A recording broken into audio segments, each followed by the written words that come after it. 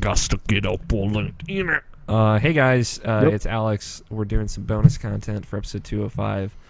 I have Nabishin and Scott and Tony here. This is like twice in this month alone, Tony.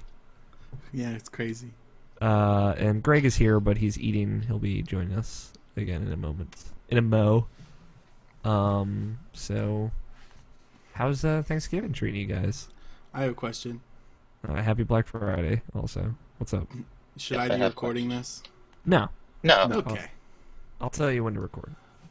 I'll do the countdown, the whole special magic thing. Tony, how did Thanksgiving go? I made noodles. It was Yeah, great. you told me, like, I think it was last year, about the incredible noodle making process. Yeah, but I wasn't doing it until this year. This year I actually did it. Oh, It's okay. good. It's good shit. Good shit. The gravy sauce or whatever work out great. Yeah, dude. I made mac and cheese. I made I saw that. a dish for the first time this year. It came out perfect. It was very, very delicious.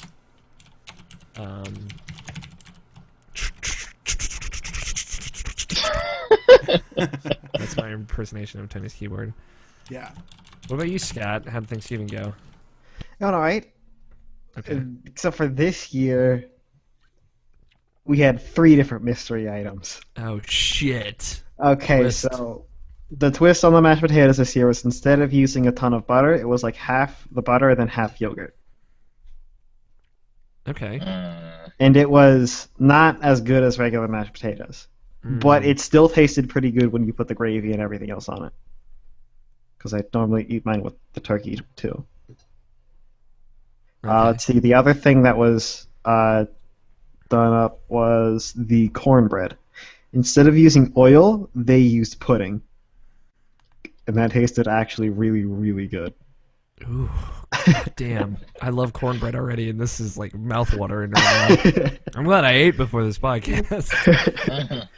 And then the last thing, and this was also a little weird, but there was lemon in the asparagus. Okay. What? I think that could work pretty well. I mean, it worked, but that's not exactly how you're supposed to do asparagus. Like actual pieces of lemon. No. Okay, just like squirted on there. Yeah. I mean, like that's fine. Hey, Greg, we're in bonus content. Don't freak out. Other than that, the cranberry sauce was actually sauce and not this like gelatin cylindrical blob. Mm-hmm. And no oyster stuffing this year. Okay. Yeah, you told me about that God last year. damn it. It sounded How do I good. sound? Sorry to You cut you sound guys wonderful, Greg. Yeah, you sound good. off. Okay, good. We're doing our pre-show bullshit right now. Our bonus content. All right, cool. Yeah, when I jumped in and switched off my to studio for whatever reason, computer instead of in my headset, so that was weird. Odd. Anywho, continue. How was Thanksgiving for you, Greg? We're just jumping Pretty around good. right now. I had 2 of them. One was at my grandmother's house on Sunday, and the other one was with my mom yesterday. Yesternight. Yesternight. Yesterday. I like yesternight. Yeah. All right, cool. Any specific dishes that you'd like to share? Not really. Just the basic stuff: green bean casserole, mashed potatoes, turkey. Okay. You know. I'm curious, like, if you guys do anything out of the ordinary. Do you guys like do broccoli casserole, broccoli and cheese casserole? Is that like a normal thing? No. No. Okay, because that's always been a normal thing in my house, but it's like my You, house. your house is fucking weird, Alex. Fuck you, man. Well, you missed my dinner. Yeah, My dinner's always Scott's weird. got the fucking weird dinner. Silver PR, friend of the show, friend of the podcast, Silver PR, sent me a picture of his Thanksgiving dinner, which was like rice and black beans I saw that. with pork. I think he said, and gandules, peas, Gandules. and pasteles, kind of like tamales, but with masa, which he had in quotes. So Silver PR is like, this is Thanksgiving Puerto Rico style, and I thought that was pretty good. What about you, Nabishin? It's pretty standard. And Yeah, this is standard stuff. It was pretty black, you know. Yeah, you could say that. Racism. Wow. Jesus I love you, fuck. Namashi. Thank God this is bonus content. Only like 7 people are gonna watch this. It was black. We had chicken instead of turkey. And Kool-Aid instead of tea. I'm sorry, Namashi. I had to do that. You know, I think this was spurred on by the constant Evan and racist jokes. Namashi spouts out. Yeah, yeah, that's probably my karma because I always do that shit to Evan, so I can't say nothing about that. But yeah, it was pretty low key, pretty good. My mom is a fantastic guy that she always does every year of Thanksgiving. And it was pretty much just eat that and play Smash all day. That was really all I did that day. Was just those 2 things. Oh yeah, I And, found so great much day to me. yesterday.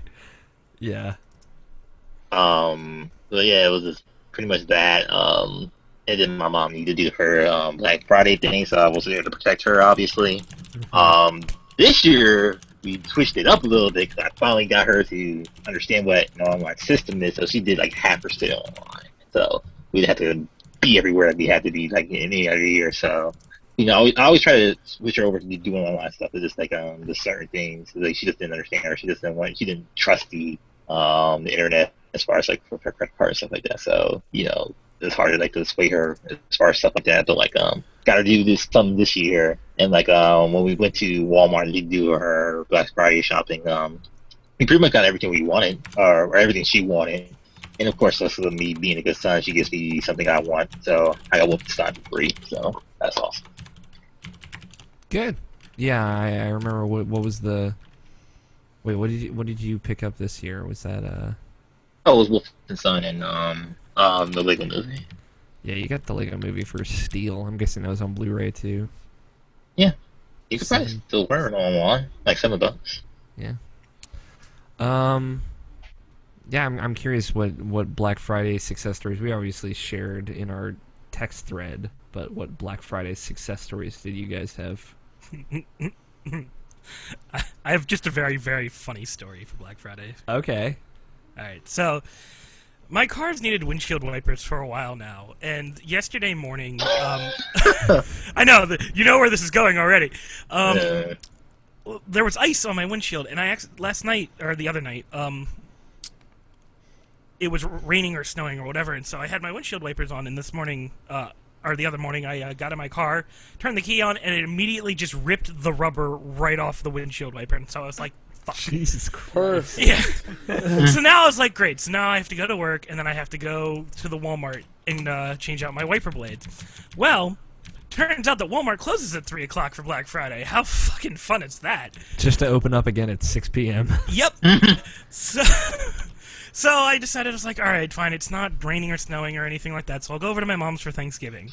So we did that. I'm like, all right, guys, I'll get wiper blades for my car because it's right now. So that got to be a thing. So we decided that we would go over and, you know, because Black Friday, obviously, where we're like, it won't be that busy, right? So we end up walking into a Disneyland line to get into a Walmart for wiper blades. Yep. Which then we got, and then waited in another line with a whole bunch of assorted ethnic groups. Understandably. And then we, this is yes. America. Yeah.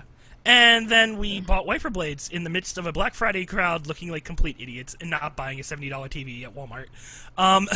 Those fucking TV prices get more and more I should have bought a amazing $70 TV. every year. Yeah, where it was like the Walmart one was like a 40-inch for like $100. And yeah, there's like so many people in it. I would go get that, obviously. So there's my Black Friday story about not doing anything for Black Friday. It's still technically Black Friday, Tony. The night is young. Except nothing was on All sale. right, Alex, after the podcast, we're going. Yeah, I'm just going to fly up from Florida. I'm going to whoosh, That's right. whoosh my way up there. You better. We have a couple comments. Harold says his sister makes a great green bean casserole for you, Greg. And he also says, holy crap, Tony's on? Yeah. I know, Yeah, right? He had nothing else to do. Speaking of green bean casserole, this year my brother made the green bean casserole, and so he was like, obviously I halved the green beans and doubled the meat and bacon and barbecue sauce. Of course. That sounds amazing. Barbecue Yeah, so sauce and casserole does sound pretty good. So it was a meat, bacon, and barbecue sauce casserole with maybe some green beans. Maybe, yeah. Or the same- thought you- That was the only vegetable. I thought you were gonna say you put in egg whites in there and it's not but eggshell. Use nothing but eggshells. There you go. That's Yeah, I right. get that joke cornbread. now, huh? The white part of the egg. Come on. It's the whites. Yeah, right? Like, who uses egg clears? Fuck those. Scott, did you do any Black Friday shopping? Nope. Stayed inside, stayed safe. Scott bought Yep. Warcraft. Yeah. there I you had go. Warcraft bought for me. It's $5. Tony, anything other than World of Warcraft? Yeah, I bought this 3DS. Oh yeah, you did. Was that on sale? Nope, I still just bought it though. And, Because YOLO. and you bought Persona Q today as well, I'm guessing. No, I bought them on Wednesday, but they count. But they count. I went out and got Shadow of Mordor, excuse me, for $25, which it was like everywhere, like Best Buy, Walmart, and Target, I think, which is a great price. $35 off. Speaking was- of sales, we should check Steam. Got Oh, the shit. Black Friday Steam sale. I can't. refuse to look at Steam. I will lose all my money on Steam. And Yeah, they're I not mean- even games I'm going to play. But Dark Souls is $5. Dark Souls is coming the next gen. Wait for that shit. I got Kingdom Hearts money to spend on Tuesday, but Word And up. I also got Sunset Overdrive, which I ordered on Amazon for $38, which is a great price as well. So that'll be waiting for me when I get home. But we went to Walmart. Me and my brother did, as we've kind of made a tradition now. And a Walmart in Orlando, Florida, on a Black Friday is basically a war zone. I'll let you guys know. So many Any ethnicities. fights?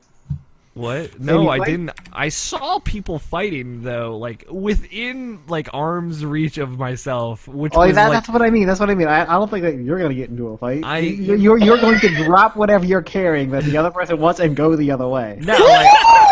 Like, luckily, That's what I would do too. I was getting a game, Uh-huh. and I had it in my plastic bag, already paid for, like keeping it close to the chest, and I just people attacking one another, which I'd never seen on Black Friday before. Last year or 2 years ago when I was in Florida on Black Friday, when I got my brother and my mom PS3 when it was like on that super sale with all those games. I went to a Target, so I guess like that's the invisible line that separates Walmart and Target. There was no one fighting in Target, but there were people killing each other in Walmart. Thanks, America. Over pants and TV. So I recommend Target as the shopper's experience. But Choose America or choose French. yeah, or choose French. Target. Target. or bust. They at Target much more polite. Weirdly, except when they spit on Americans every time they walk in. There you go. That's actually just company policy. Yep. All right. Any other good stories? Anything else anybody wants to talk about?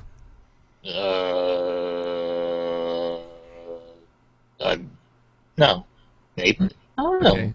Florida's been cold, which is like alarming. It's like been under 60 every day I've been here. That's Oh, that's so cold. yeah. No, it's yeah. Shut up. I know, Alex. but like that. Shut up. You're in Florida. Shh. You mean Florida's had nice weather? Yeah, Yes. Florida's had nice weather, but it's been cold for Florida. I'm used to coming in here. Like the day I got here, it was like raining for hours straight. It was 75 and it was humid. And I was Oh, gasping hopped over for my air. not so short jeans. Oh, excuse me, sir. You can You're go bitching about outside. rain. It snowed up here. I know it You snowed can the go day after I outside. got here. in your swimsuit and be comfortable. Yeah. I saw that tweet. I'm like, fuck you. in relative terms, it has been cold for Florida. Relative terms, obviously, it snowed in Maryland the day after I left. I'm like, damn it! I wanted to see. I love the snow. I'm like the only person. Yeah, there. except this was like depressing snow, where the snow, like everywhere else but the grass, was just a slush pile that you knew was going to be ice that you had to cover up. Yep, I figured.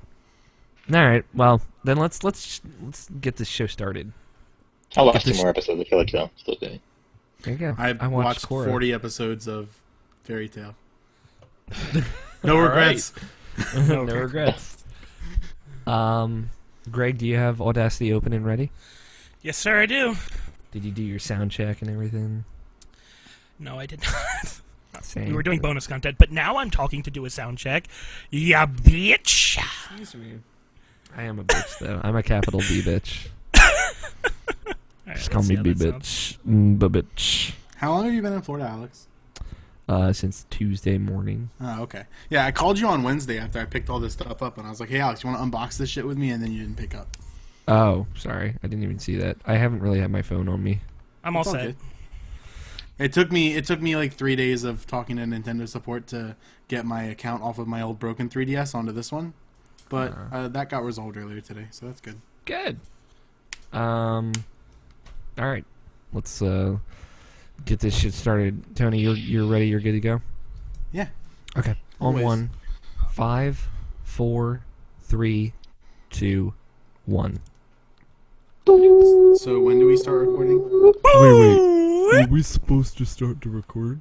Are we supposed to record now? Ah, my recording stopped. Hold up. Did it really? Really? No.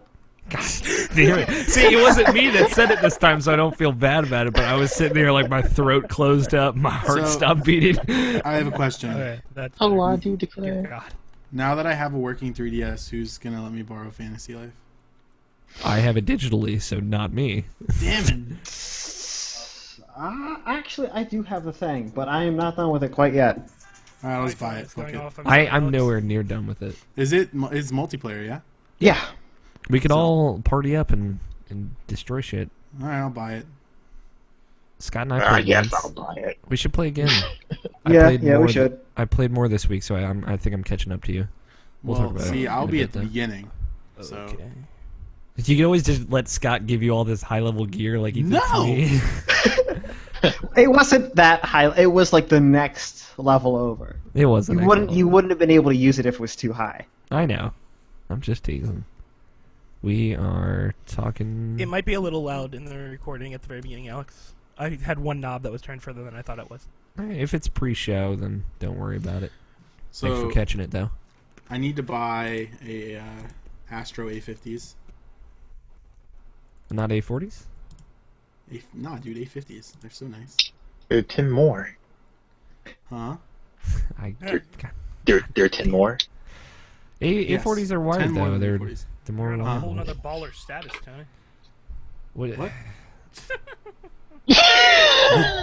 Wait, what? All I know is that right now Astro has a special going off all headsets. So I love my I need to buy A30s. it. I might get Yeah, but A40s. I don't like some point. on ear. I'm not normally a big fan of on-ear myself, but these are fine in my experience. But I understand. Yeah. I don't know. Joe has Maybe I'll get A50s. He got them for review. Does he like them? I believe so. I believe he gave them. Because I was 9 hoping that he out of wouldn't 10. like them and he would mail them to me. Yeah, I like the wired headsets. I do too, but the problem that I have with the headset that I have right now is the wire. So, Yeah, no, I got you. however, A40s are $100 right now. A40s are really good. And they're I can tell very you that with cheap. confidence. They're very cheap. What are A30s right now? Gosh, I wonder. No, it didn't. It's without the mix amp. It looks like so. Yeah, it's 150 with the Yeah, mix amp. yeah. That's still not bad. What? No, 200. The mix amp is $100, apparently. $. I like the new color that the A40's coming to. We need to work on getting Joe, or we need to work on getting Joe on before the end of the year, by the way. I think we can probably get him on the week after next, because Justin's going to come on next week. Okay. So I will I'll be get here. a hold of him. Yeah, check his schedule. Yeah. I'm always here now. There you go. Tony, reliable as ever. That's right. Craig, you fucking dick. Sorry. Sorry, I just couldn't laugh. I could not laugh at the irony of that whole... Whew! That whole situation. Alright, yeah, I'm only halfway through this beer. Love you, We're Tony. good to go. Just let that one sit. Let it lie. Let's like not have the show be like hours and hours long as a request from me to you guys. How many hours can we go? Can we make this a telethon? Please God. Well, I mean, we'll blow through news quickly, and we only have one email, but you know, as a request. All right, let's do this. It is Friday, November 28th, 2014, and you are listening to Irrational Passions Podcast. I am Alex O'Neill, your host this evening, and with me I have Scott the Enigma Guthier. Hello. Brian Nobishin Jackson. My bro is dead. He's gone. But he's right there on my back and in my heart. He lives on as a part of me! If you're gonna dig to the heavens, no matter what's in my way, I won't stop. Once I've dug through, it means that I've won!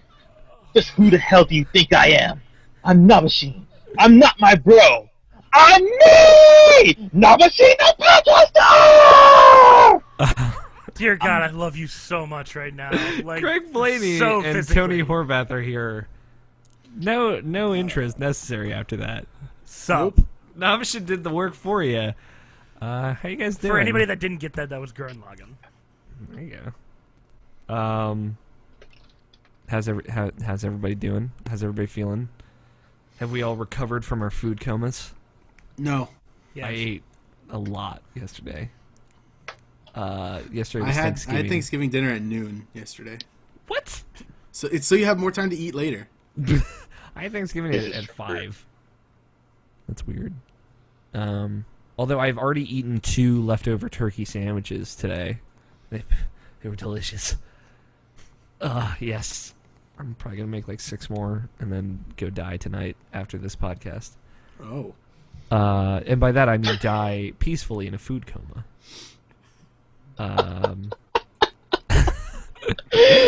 Is that,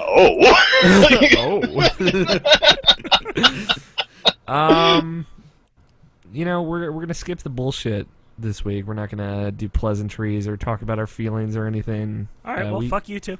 We did that. We did that earlier. We're gonna go right into video games. Nothing went up on IrrationalPassions.com except for Alex Plays Zelda, which you should always watch.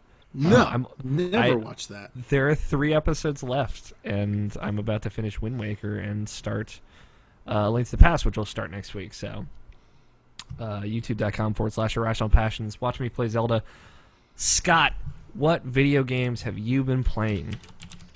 Playing some Smash. You played some Smash for the Wii. The Wii. Yep. You didn't get the chance to play it before last week's show, which went on for literally ever. Mm-hmm. Was it because you guys were talking about Smash? No. It went on because Although, we did the VGX or the Game Awards. And John stuff. Anderson was on. And John Anderson was on, and he knows how to derail anything that moves. I know that much. Yeah. How is Smash Wii U treating you, Skit? pretty good. Skit. Now I have more time with it. It does have a pretty huge problem. Okay. It's not super apparent unless... It's not Melee. No. Not super apparent unless you're one of the ones who could understand one of the biggest problems in Brawl. Okay. And like, starting with Brawl, the Just big get it problem over with. there- God damn it, Scott. Tell me No. what the problem is. No, because you're not entirely going to understand where the fault lies. In starting with stars? starting with Brawl, Fuck you. this is hard to explain. Well, then don't explain it. Getting hit had a slower recoil time than attacking. Yeah. So this made it extremely extremely difficult to hit somebody and not get hit back. Kind of broke Okay. the game. Yeah. And this one, they fixed that problem, not quite by adding more recoil time, but by shortening your attack cooldown time. So you can go into each attack. So you faster. can go into another attack faster. However, what this did is it put both of those recoil times slower than your shield time, and it's Yeah. it's really slight, but it makes it so But it bothers you a lot. dodging doesn't give you an advantage anymore. It puts you pretty much on equal ground, making it pointless in comparison to priority moves and absorption moves. So just play as Bowser is what you're saying, because he's Pretty fucking much. OP. This means every Yeah. character who's really fast feels clunky because of the rolling. Mhm. So they're no longer any good. Well, This brings power characters. This brings power characters into question. However, because their thing is really slow too, and they can't keep up with medium speed characters, only a few make the cut. And this pushes medium characters way above everybody else. well, luckily, this is the first Smash Brothers game that can actually sustain being patched, and they could totally overhaul this stuff. And Yeah, they could fix this like that. I doubt they will though, because I don't think this is a baseline thing. I think this has to do. I think this might be character by character, and it's not. It's not super obvious unless you played Brawl and you knew that previous fault. okay, well, that's a very specific problem, and I can Very understand why it would bother you. But what Doesn't- about it doesn't- It doesn't bother me. It's just like in terms of competitiveness, it makes it hard to gain an advantage without absorbing damage, which means that you can't pull off anything crazy like going 3-0 versus someone that's just that much better than. Yeah. All right, but what do you think of it overall now that you've actually? Overall, it's still a lot of fun. Yeah, you They didn't took really get to out- play the 3DS version much at all. They so took now- out Ganondorf's goofy face. Yeah, Although I think did. they might have. Do you remember that face? Yeah, I did. I was hoping someone else would notice. The fucking I have Ganondorf. no idea what you're talking about. And Just this goofy face. Don't worry. About it. when you won with Ganondorf, it zoomed in really close on his face, and it was this really goofy smile. Yeah. Okay. It was hilarious because, especially for us, because of what is it called? Tim and Eric's Santa Claus is coming to town or something like that. It's something like that. Yeah, it's it's a little thing. I liked it. I enjoyed it. Mm-hmm. But there's still plenty of ridiculousness. I always notice weird facial expressions more so now. Yeah. Because it's so HD. HD. Don't listen to anybody who tells you that chaining is gone. It's not. It's just different. Can you infinite chain Day-to-Day's grab? I don't Still? know, but it's what they did is grabbing now has a set distance that you can't. So I don't think anybody can infinite chain a grab anymore. Mm-hmm. And the thing about it is you grab chaining is gone. It's all not. It's called it's standard A attacks. Apparently tilts aren't where you hold it up and the attack changes. A tilt is where your smash tilts either down or up because you tilt the controller that way. The joystick that way. I mean, I can still do an up tilt, the normal way. I just, I've turned off all the up to jump and stuff, and that's how I do it. Right, no, but apparently that's not called an up tilt. Oh. Apparently it's when you change, if you're doing a forward smash, like a Captain Falcon's elbow, you can point that downwards. Yeah. Well, the one time I had that I don't- pointed out to me is Little Mac's side smash is you can point it upwards now, which is really useful. Yeah, I guess that's weird that they kind of changed the naming on that, but I mean. So I don't know what the standard one says, but those standard attacks is how you chain now. Okay. One of the easiest things, one of the easiest chains to pull off is Ganondorf's forward B into down A, the regular one. Okay. and only like 2 characters can move quick enough or like have hitboxes that get out of that. And that is Ganondorf himself, and then I forget the other one. When you do it, does it feel like canceling, like in like Street Fighter or something, or does it feel noticeably different? Chaining? Yeah. I I don't know what you mean, like in Street Fighter, where it was like preset into the game. Well, like where you, yeah, basically, but where like in Street Fighter you can cancel out of one move and like skip the other, the latter half of the animation in order to go directly into another move, like a prioritized move. No, it doesn't do that. Okay. Interesting. Yeah, Tried it out. that's what made Melee really good. Is that you couldn't do any of that, but you could still chain. Mm-hmm. They still had that in there. You just had to do it yourself, Yeah. All right. and you had to work within all that. And that still here, it's just different. Yeah. And I'm all for that. Yeah, it sounds cool. Maybe we can play online and test some crazy stuff out. So digging it. Have you been playing with your brothers and everything? Yep, Cool. Is Still Will play still just every day. too good? he still play. It's you can't like be that good anymore. He will still he will kill us 2-0, but 3-0 isn't possible because he has to take a hit to hit us back, or else we're just going to end in a dodge war that doesn't go anywhere. Yeah. Who does he play mostly? He trolls us with Ganondorf. Okay. Tell him to play Bowser because he's so fucking good. Yeah, like he doesn't like to play most other characters because like Ganondorf was his thing across all the other games, and because like he notices the rolling thing the most because that's how he keeps up with everybody else, or at least how he used to, and he can't do that anymore. Yeah. So like he's upset. I'm sorry. Give Will my Like condolences. Ganondorf is arguably the worst character in the game. Like I'm not gonna argue. arguably. I'm not gonna argue with you. Like there's a few others that come to mind, definitely, but he is down there on that list. Yeah. He's strong, but if you're with somebody who knows his moves, it's super difficult to hit somebody. Like I can't do it, at least not against my other brothers, and I can go toe to toe with them and beat them with almost every other one. Yeah. Who do you play mostly? Of I'll say of the new characters. the new, I don't really play the new ones. I play Mario. Okay. Mario's good. Mario's crazy strong in this game. Yeah, he's super great. I would recommend. Nintendo.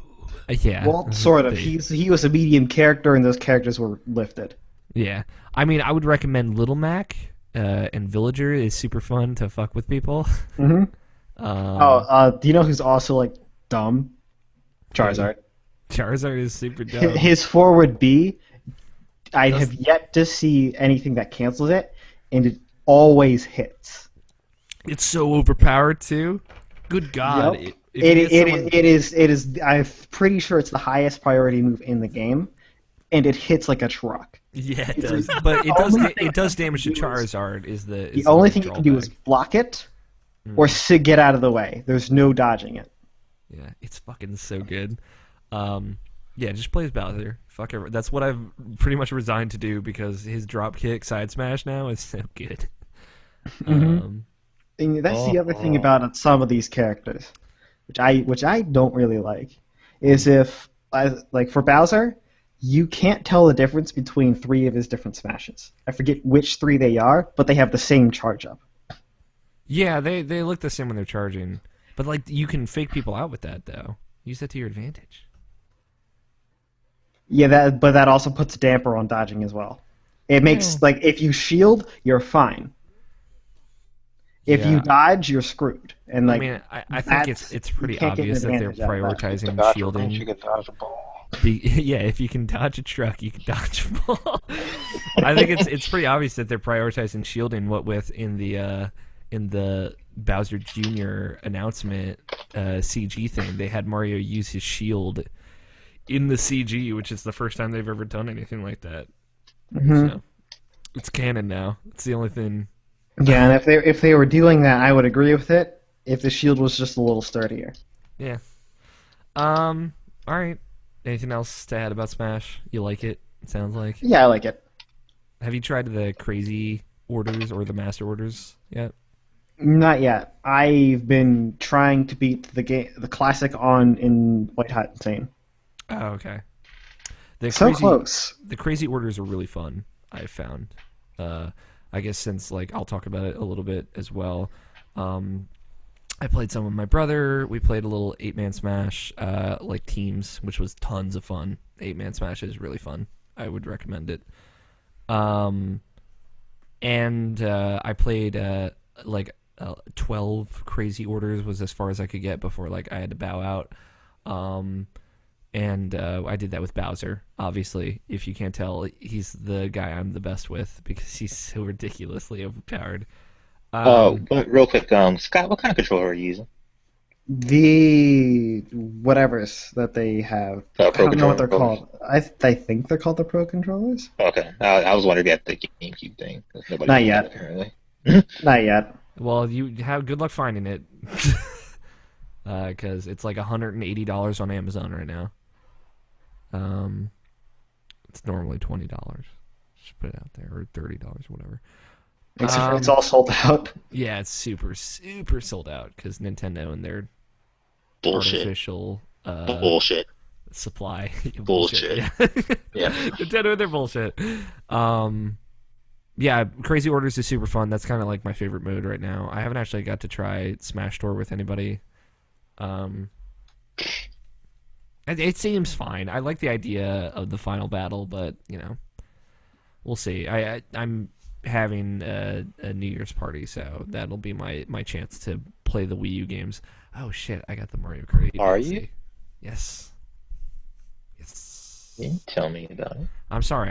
I Didn't This is the first time I think most of us are hearing about this. I figured it out Tuesday. Yeah, I should be the first one you talk to. Yeah, exactly. Not my roommate. Let me call up Tony real quick. No, it's all right. We'll talk to him later. Yeah. Oh, man. We'll tell Ethan about it when we get to him, okay? It's not like he lives there. Yeah, obviously everyone here is invited. Greg knew about it, I think. Yeah, I saw the Facebook request or There you thingy, go. whatever. Fuck it. Requests.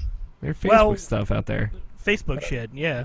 I thought you sent you an invite. You sent you an invite and said, Well, I mean, I sent everybody an invite, I think. Yeah, he did. Nope. Do I still have one of those? Yes, you do, Scott. I should delete that. You should delete it, not that you'll ever remember your password. That's well, true. So you're yeah, all fuck it. welcome So- to my New Year's party, of course. Anyway, this weird tangent to get on. All right, Scott, what else have you been playing? I played some more Dust. Okay, I- Elysian Tale. Yeah, I am on the. Oh no, I And thought the he was just first looking at chapter. dust. That's what I interrupted Scott during to coerce him into playing games with me. Yeah, I mean, I was about to get off anyway. Are you still trucking away with that game? You're gonna stick with it? Yeah, this game's really good. Yeah, it's worth my time. I just need to get to it. I need to play Transistor before I play Dust, though. I need to play games that came out this year. I will go. Okay, yeah, Dust didn't come out this year. You got me there. Time Game of the Year podcast comes around. I should have tried Transistor, and I will tell you if that's true. Okay. Anything to add on Dust? Is it still treating you well? Still treating me very well. I haven't gotten too much new, and the enemies have gotten quite a bit harder. Yeah, And you I'm are playing hard on mode, so- hardcore mode, so I can't exactly get hit by a couple of them because they'll kill me instantly. But it's not exactly a problem because they're telegraphed really well.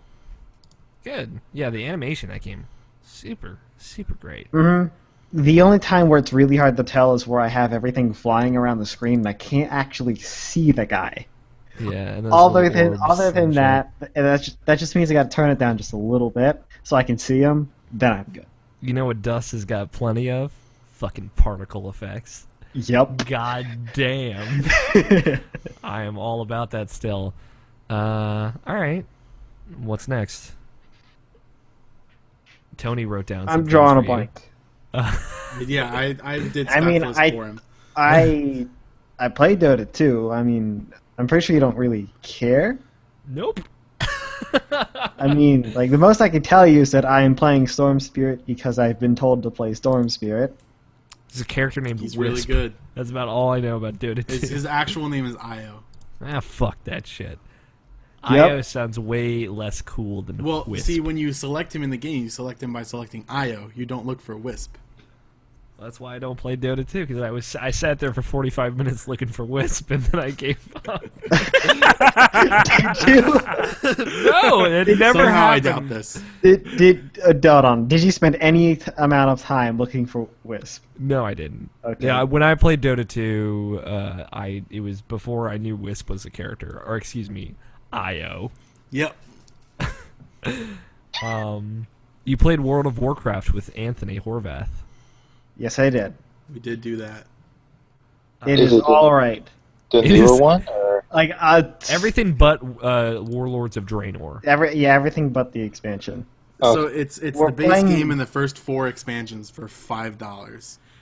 Because millions of people left the game, and now they have millions of people back. in the Dude, game. they're over 10 million player count again. Don't even, Greg. Yeah. Plus, by the way, if you buy that I mean, $5 would you bundle, like it to comes know with the month why? of the game too. The subscribers kept dropping. because they got bored of fucking WoW. Well, do you know why? Because it was boring. Yeah, that's what Huh? I would go Yeah, with. yeah, that Huh? because they made it a little too easy. They pretty much handed the players everything way too quick. So they were done. They were literally done with the game very quickly, and they literally stopped their subscription. Yeah, you guys were telling me that you guys got to level 60 in 7 hours of playtime or whatever. Something like Well, that. Yeah. To be fair, we are getting triple the normal experience because we did the recruit a friend thing. But yeah, Who'd you recruit? Each other?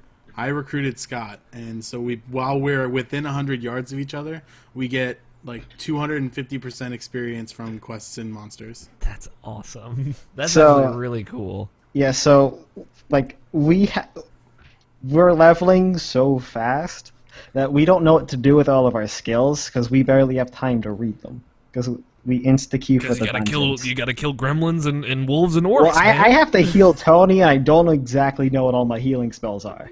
Just like this seems like a buff. Maybe fuck it. Health plus 10. All right, it was enough. Still have a couple level 5 pieces on. Someone in my class, in my mass media class, was talking at me more like about the Warlords of Draenor expansion, saying how they were like bringing down like numbers, like all the numbers, to make it seem yep. less ridiculous. That's definitely true. So you're not like critting for 1,500,000 damage. I wish or we whatever. were. So you can understand all the numbers that come in except for having to pick out 2 or 3 from the list and trying to comprehend what they do. Okay. Yeah, basically, I don't know if you know, but every patch, there's barely a reason to keep going through the game unless you're having fun going through all the dungeons. Because next patch, because if you don't like this patch, it's fine. Next patch, second you hit the questing zone, they will hand you better gear than pretty much the max. And that's how every patch rolled out. And that skyrocketed the numbers way too far. Jeez. Instead of giving the players who stuck with the game a bit of an edge, at least through questing. Yeah, I give them the equipment that earned them those numbers. Fuck, that's messed up. And that's what happened through every patch, and it finally bit them in the ass. Now they're just giving out level 90 characters now, which I think is awesome. Yeah, it's pretty cool. Quick, we need another South Park episode. It's nice for people who've played the game.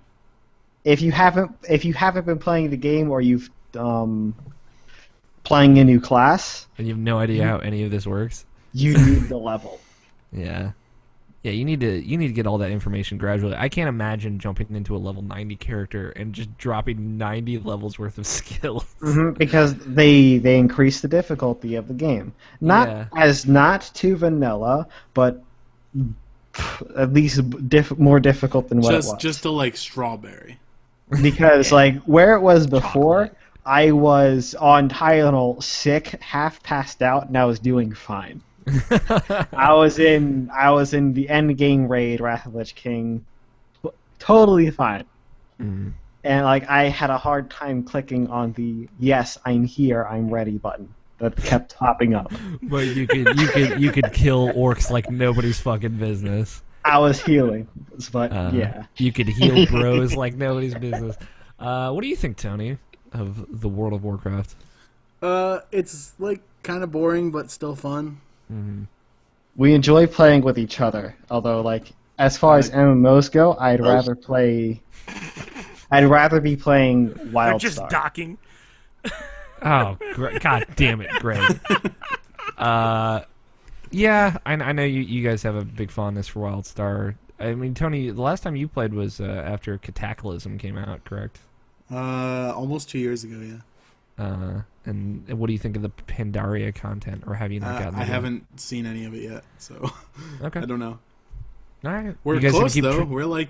I'm level 56-ish, and Scott's level 54, so That's we it. only not have level like 60. 30 levels to go. You guys are liars, is what you're saying. I mean, I could go kill a rat and be level 60. Let's be real. All right, of course, it's exactly how it works. All right, I mean, are you guys gonna keep trucking with it and Yeah. hit the Probably We've for only been like- playing for 7 hours total. shit? Keep in mind, a good chunk of that is AFK time, at least an hour and a half. That's Well. like 1/8 of the amount of time I've spent playing Dragon Age so far. Yeah, I'm sure. All right, Scott, is that it? I probably hopped in Fantasy Life. I can't remember. Yeah. Are you still like I'm still chugging along. you were Although, in like, Al I am- Majik before, I believe. I'm still there. I am doing random stuff. Okay. I'm just before there. I'm wrapping up the pirate story quest. So. Trying to get the One Piece. Yeah, trying to get the One Piece. All Of right. course. Who wants to go next? Well, you guys decide. I decide that so Alex let me hear decides. Dragon Age. All right, I'll go next because I went last week. Although, and everybody okay, on the dumb. thing on the title of Fantasy Life, Alex. Okay, yeah. There's a puzzle in Fantasy Life near that last scene. If you figure it out before they tell you, you'll feel good. All right. I'll look forward to it. By the then. way, you need to feel If you better, Alex, don't- about yourself. Feel a little dumb, Yeah. just All a right. little bit. So it's not Video that big of a games. deal. Okay. I hopefully I'll figure it out. God, let's pray. I played a little bit of Titanfall, which because they've patched a whole bunch of free stuff into that, so Did you get that season pass? I didn't. It's on sale still right now. Is it on sale for how much? Yeah, for like $7, I think. Oh my god! All right, give me a hot minute. I did play Titanfall without the season pass content, so I was just playing the new stuff they patched in. They patched in a lot of stuff. One, that game looks and runs better, which is like I'm guessing that's probably just been a gradual thing.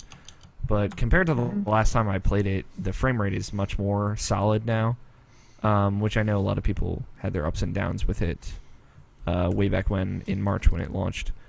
But it runs much smoother now. I was happy to notice. They added like a bunch of customization options, like you can do insignias and stuff on your Titans now. Obviously they added the co-op mode,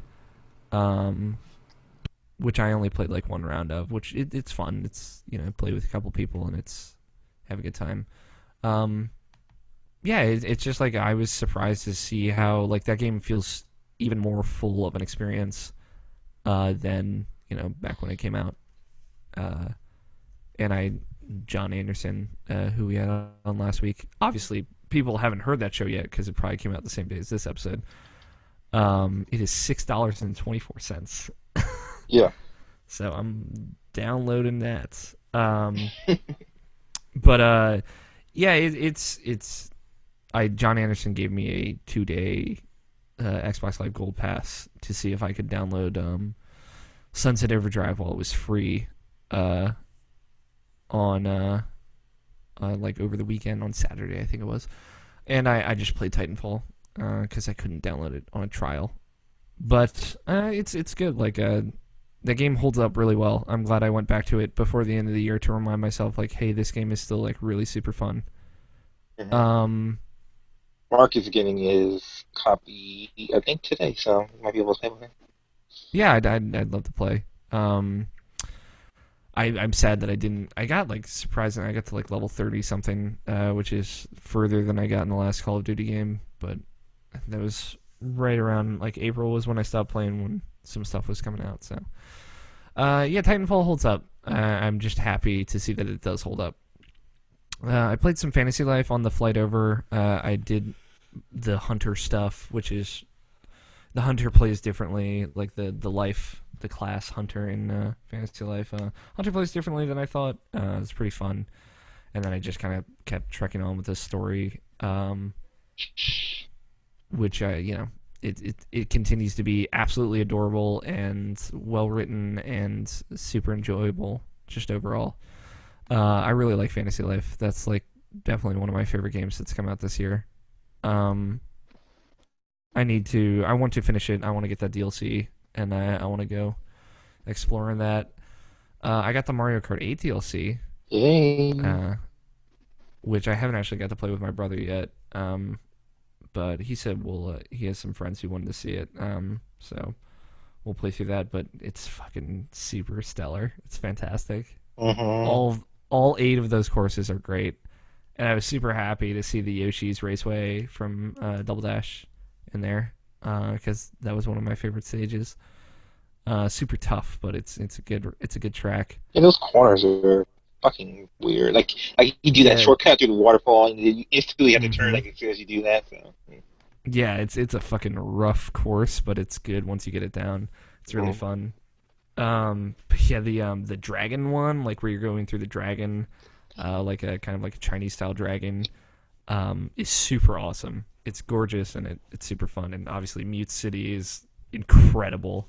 Mhm. It just looks amazing, and yeah, every Excite every Bite one of stage those. is random every time you play it, so Yeah, it's cool. yeah. The Excite Bite stage, which I hadn't actually seen anything on beforehand, I didn't know it was random every time, but that was like really fun. Uh, Mm. so I Those was ramps for days. yeah, I like the ramps and doing the speed boost off of them. So it's really cool. And doing that on the motorcycle, which is like I usually play on the motorcycle, was a lot of fun. And Um, the Zelda course has like hella rupees like everywhere. yeah, all the rupees, and they make the rupee noise, and just like the secret that opens up at the end of the track, it makes the Zelda secret unlocking noise. It's just it's super well designed, super lovingly crafted toward those franchises like the F-Zero, Excite Bike, and Legend of Zelda that it kind of takes from. And I am like incredibly excited to see their interpretation of Animal Crossing tracks that they'll do in the next pack, I'm sure, and what other retro tracks they bring into it and everything. Were you Baby Park. and Baby Park? They fucking I would bet money that Baby Park is in there as one of the retro races. Yeah, fucking better be. I paid for it. I got the $12 double pack, so Oh, um, nice. because like there's $8 for each of them, save $4, get the $12. It made a lot of sense. Mhm. Yeah, no, it's good. Did you like the original Rainbow Road in there? Yeah, I did. Oh my god, that's an awesome stage too. Yeah, it I is. Super uh gorgeous in HD. yeah, like all those stages are top notch in my opinion. It's really good. Yeah, like that. That is still like Smash Brothers. I think looks a little bit better. Just like the stages in that look incredible, but Mario Kart 8 is right up there with some of the best looking one of the best looking games that came out this year. Yeah. I played Smash Brothers. Talked about that already. I picked up Shadow of Mordor, which I mentioned in the bonus content, because it You was on played the sale. fuck out of it. I could get your damn trophies. Yeah, I basically went past where I was before by a long mile because I had kind of today was my day to just hang out and do nothing. So I tried to balance that between Persona Q and Shadow of Mordor. So I caught up. I got to the second area, and I beat a lot of war chiefs. I find that game very difficult. I know I'm not the only one, but some people say it's like super easy, which it does get easier as you like the progression of the levels and skills you unlock. You get way overpowered way quick. But definitely like when you're doing like right off the bat, it pretty much tells you to go kill 4 war chiefs, and that is very, very hard. And yeah, it's a hassle to kind of like manage and balance everything, but I got through it and it's picking up. I got to the second area, like I said, and it is greener. You are correct, Nabshin. I like that game a lot. I feel like I don't like it as much as I should because it might have gotten overhyped for me, just with how everybody talked about it. For you? I like the story. I mean, like it's pretty basic, but I like Celebrimbor. I like that they kind of play into that lore. I want them to play into it more where I'm at, but I think they will. But yeah, the rat bag. Yeah. Rest in peace. Apparently, the hammer came down on him. If you know what I mean. Some of the fights are like super rewarding though. Like that guy, the Black Hand, one of the Black Hand. Yeah. He was badass and super intimidating and super tough, but like super rewarding when I fucking finally chopped his face off. So yeah, Shadow Mortar is good. It's a good game. Looks gorgeous. I stand by that. The weather effects are super good in that game. The only other thing I've been playing is Persona Q, which you've been playing as well, Tony. Indeed. Oh, there he is. Tony, so I'm guessing you picked the Persona 4 story. I did. How many hours have you sunk into PQ? About 30 minutes. Okay. I put in about 3 hours. I didn't have as much time. Yeah, I didn't have that much time either. I was busy playing with Scott. Yeah, understandable. Gross. Yeah. You know what? It's pretty What? hot. I really like Persona Q. It got me with its charm. I picked the Persona 3 story to start off. Because I was more curious, and that way, like I will play my second playthrough will be with the Persona 4 characters, and I'll just be ear to ear grinning the whole time. Although there's plenty of just wonderful gags with the Persona 3 characters. I'm very impressed that for this and Persona 4 Arena, they got all the original cast for Persona 3, which is super awesome. I think Elizabeth might be different, but I don't know. I can't tell. She might also be think the she's same. the same. Yeah, I think she's just doing it a little bit differently, like Adachi is, which fucking bothers me so much for Persona 4 Arena at least. It's super charming. I love the art style. Like I thought it might kind of get old with me, but fucking it's so adorable. It makes me smile. And Koromaru is like the most chibi, adorable thing that I've ever fucking seen in my life. So I'm like fully on board with it. Although like of the 3 hours I've played, almost all of that has just been dungeon crawling. So keep that in mind. The combat's really good. It's a lot like the Persona combat, but with a little healthy twist on it. Basically, when you exploit an enemy's weakness, that character gets a boost, and when they're boosted, their next skill is free, so it doesn't cost any HP if it's a physical skill, and it doesn't cost any SP if it's a magical skill. And they go first next round, always. Same applies for enemies as well, and you can still knock down enemies, and then they'll be kind of incapacitated. They'll have to spend a turn to recover. Any personalization in the game, like I saw? What do you mean personalization? Like any decision choices or like I haven't. speaking I mean, for there different are character? dialogue options that will get different results, just like in Persona. Tons of those. I would even go so far that will kind of like they feel like they're getting different reactions from different people, but you're not like building a bar of social link with any characters. It doesn't look like. But like, you know, you can like lean into one character over the other, just kind of like favorite them. Add to favorites. Yeah, add to favorites. It's, you know, it's super clever. Also, like in combat, if a character is boosted, then if they get hit, they become unboosted. I think that's what it said.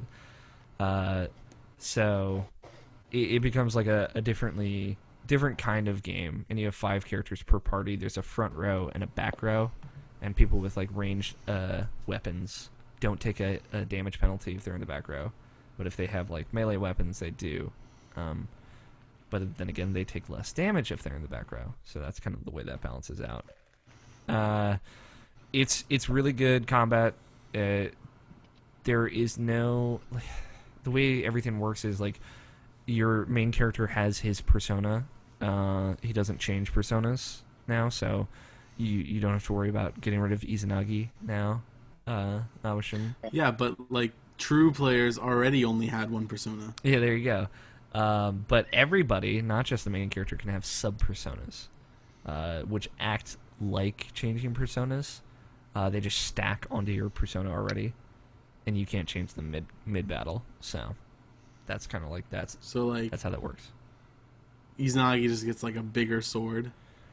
Well, like you could have like Karama as a sub persona to Izanagi, and you get all of his skills and his weaknesses and strengths, and you also get a buff to HP and SP depending on that sub persona, and you can do that on all of your characters in your party.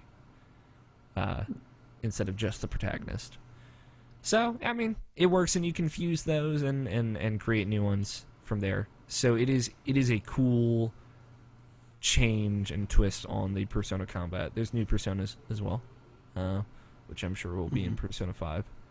How many of them look like a penis? And it is like there is like you draw in a map on the bottom screen on the touch screen. In the Etrian Odyssey style. I'm not too familiar with them, but I know like that's always been a component of it. It lays out the grid for you. You're just like drawing in the walls really and like laying down points of interest. Like this is a treasure chest. I'm gonna put this over this tile, and this is like a power spot which drops like random pickup. So I'm gonna put this over this tile so I remember it. Or this is like a point of interest, so I'm gonna put a question mark here. This is a shortcut. Like playing Minesweeper. It looks like Minesweeper, but it is nothing like playing Minesweeper. I really like it. It's got a lot of style, got a lot of charm, plenty of dialogue, plenty of hooks. What? Soundtrack? Soundtrack is fucking so incredible. Dude, oh my got God. that CD of that soundtrack.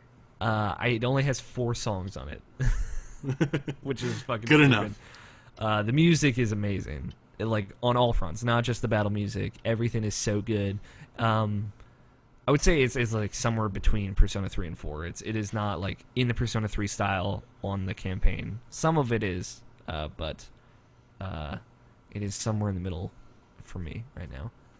But it sounds amazing. It's super great. I really want to get the full soundtrack.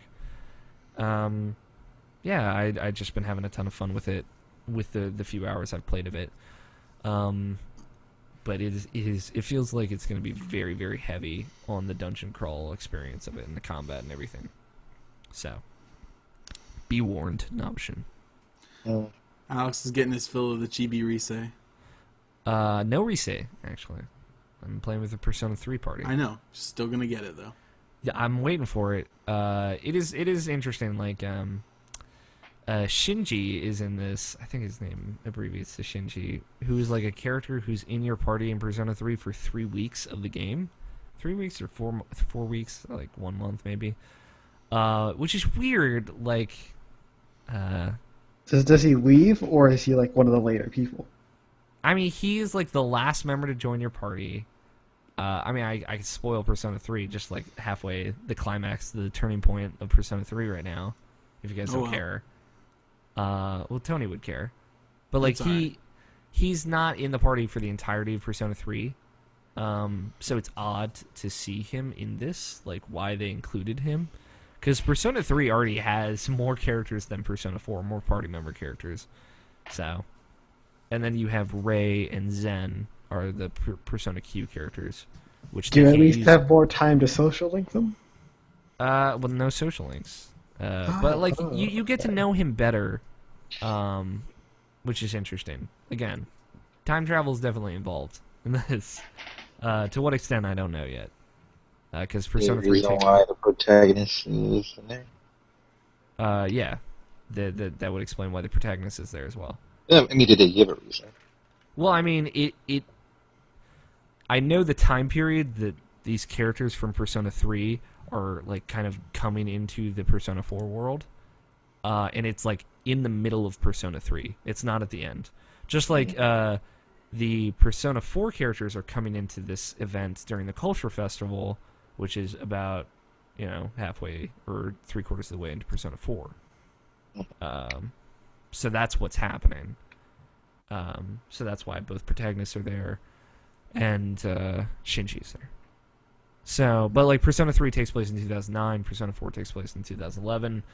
That's why I know that there's time travel involved, because they didn't meet each other in their student life at any point. But I'm curious because the two teams have not met yet in my game. And again, I'm 3 hours in, still just going through the first dungeon. So I'm really interested to see where this goes. But that's it. I'll stop boring Greg with Persona talk. In fact, Greg, how about you tell me about what you've been playing? What I've been playing? Yes, I'd love to know. Let's go ahead with GTA. Yeah, hello GTA. I guess now Machine's been stalking me. Well, I mean, we all expected it. Yeah, I figured as much. No, but GTA on next gen. Holy shit! Yeah, that game is a very pretty game on next generation. Hey, Alex, you know that thing that you were bitching about last year? Yeah, that doesn't I know exist it's anymore. fixed. So fuck you. Listen, I well, I understand. don't know what he was doing. Tell me. Well, I mean, I thought like the game. I don't care. All right. The game looks like it looks at home on next gen consoles. It looks like how I imagined they wanted it to look, and I was really waiting glad. all week to give you shit about that. By the way, I'm sure you were, especially when I miss recording on Tuesday. You had full bounds to just throw garbage in my face. No, but the first-person mode for next gen is like the best way to play this game now. It is so much fun. So, like, we were talking about it when they announced it on the show, and you weren't here, but Nabashin saw that you had tweeted, like, this is, like, changing the game, first-person mode, the hottest shit ever. Why were you excited about the first-person mode in GTA 5? I mean, I really didn't know about it until, like, they were just like, hey, by the way... No one did. It was a complete surprise. Yeah, they were just like, hey, we're going to throw this in the game. What? So, like, what got you excited about it? Did you see the trailer when they showed it? Holy shit. Yeah, I mean, like, it's just first-person mode. Not only that, they added over 3,000 new animations. You can now see the speedometer and the other thing in the car. Some cars have radios that show the radio stations. You can actually, like, lean to, like, dodge bullets and stuff. And they redid the entire combat system of the game. All for first person. So it actually plays well now? Yeah, it does. A lot better, actually. But they All right. So I can stop calling the game nothing. Yeah, okay. There you go, No, Scott. Rockstar literally spent a year stripping this game down and saying, what can we put in it? And they did. You mean what can we put in this game to make it actually deserve a 10? It already got a 10 once. It got its second 10. Well, you see. I mean, obviously, I didn't think they they asked the change question. the score. They asked the question: What can we do to make this obviously elevated score deserve that score? I love you, Scott. Never become a game critic and become cynical on the world. Oh wait, Too late. No, but I mean, like that's interesting. They've added a lot of stuff. How do you feel about them adding Heist Online as a next gen only thing? No, it's not for next gen only. Yeah. It's going to all of them. Oh, okay. Yeah. Yeah. They aren't fucking people over this time. So the player count is doubled online as well, right? 30 players online. It is absolute chaos. Good chaos, bad chaos. It's a mix. I mean, you're getting all the people from the PS3 that I consider mostly just hackers at this point, but I mean, there's some true players, but I mean, the amount of people that you can play this, because you can just drive down the road in first person, there'll be like 5 or 6 people. I was playing the other day, and it was like, oh, I'm just going to drive here. Next thing I see a guy on the minimap, he's driving, like 50 cops are chasing him down the street.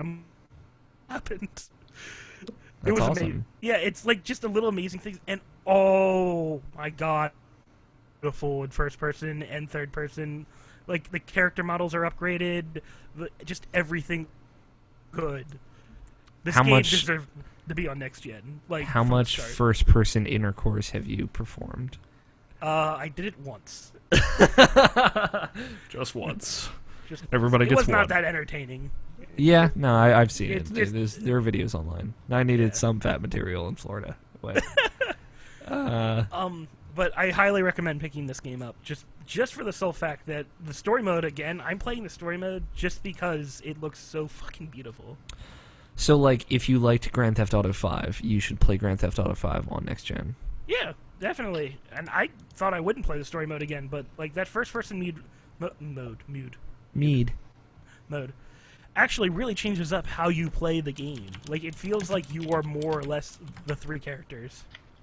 Yeah. And I like that. I like being more like in depth in this world and being like my online character. It makes me now feel like I am my online character.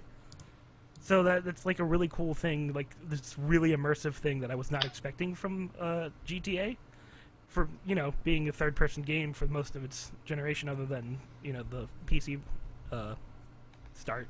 Yeah. Yeah. Well, I'm glad you like it. I knew you'd be like super on board with it. So it holds up. It's good. Have you been playing mostly online or just a mix of both? A mix of both. I haven't beat the story mode yet. I'm kind of just like switching back and forth because I can, and it doesn't really matter to me because I already beat the story once, so I know how it ends. But it's just really cool. Like it's just so cool to like walk around and just do stuff. Plus, like first-person murder is absolutely brutal. I'm sure. It's so much fun. So we actually have a question from our YouTube comments, which is weird. Which is partially related. From our frequent Twitch viewer, Link8742, who's watching right now. He says, any good M-rated or non-M-rated games on PS4 that besides Destiny, because everyone's fucking done with that game. GTA. No. GTA 5, totally not M-rated. The answer is no. The answer is no? Well, not like you already have Resogun, and I'm pretty sure everything else is available on available on some other platform. That list of exclusives that is also not M-rated, pretty small. Yeah, Binding of Isaac's M-rated. So yes, it is. Yeah, but it's a digital download, so like you don't have to show your ID to the PlayStation Store. It's true. That'd be great if you did. Most games you don't have to show your ID to the PlayStation Store anymore. So. Yeah, I mean you can buy anything digitally if you wanted to. Buy so much porn digitally. Dude. Oh well, what if he just wants to play a Pikmin-like game where it's that kind of fun? Well, Dust and Elysian Tale is downloadable. Pikmin is on not PS4. a fun game though.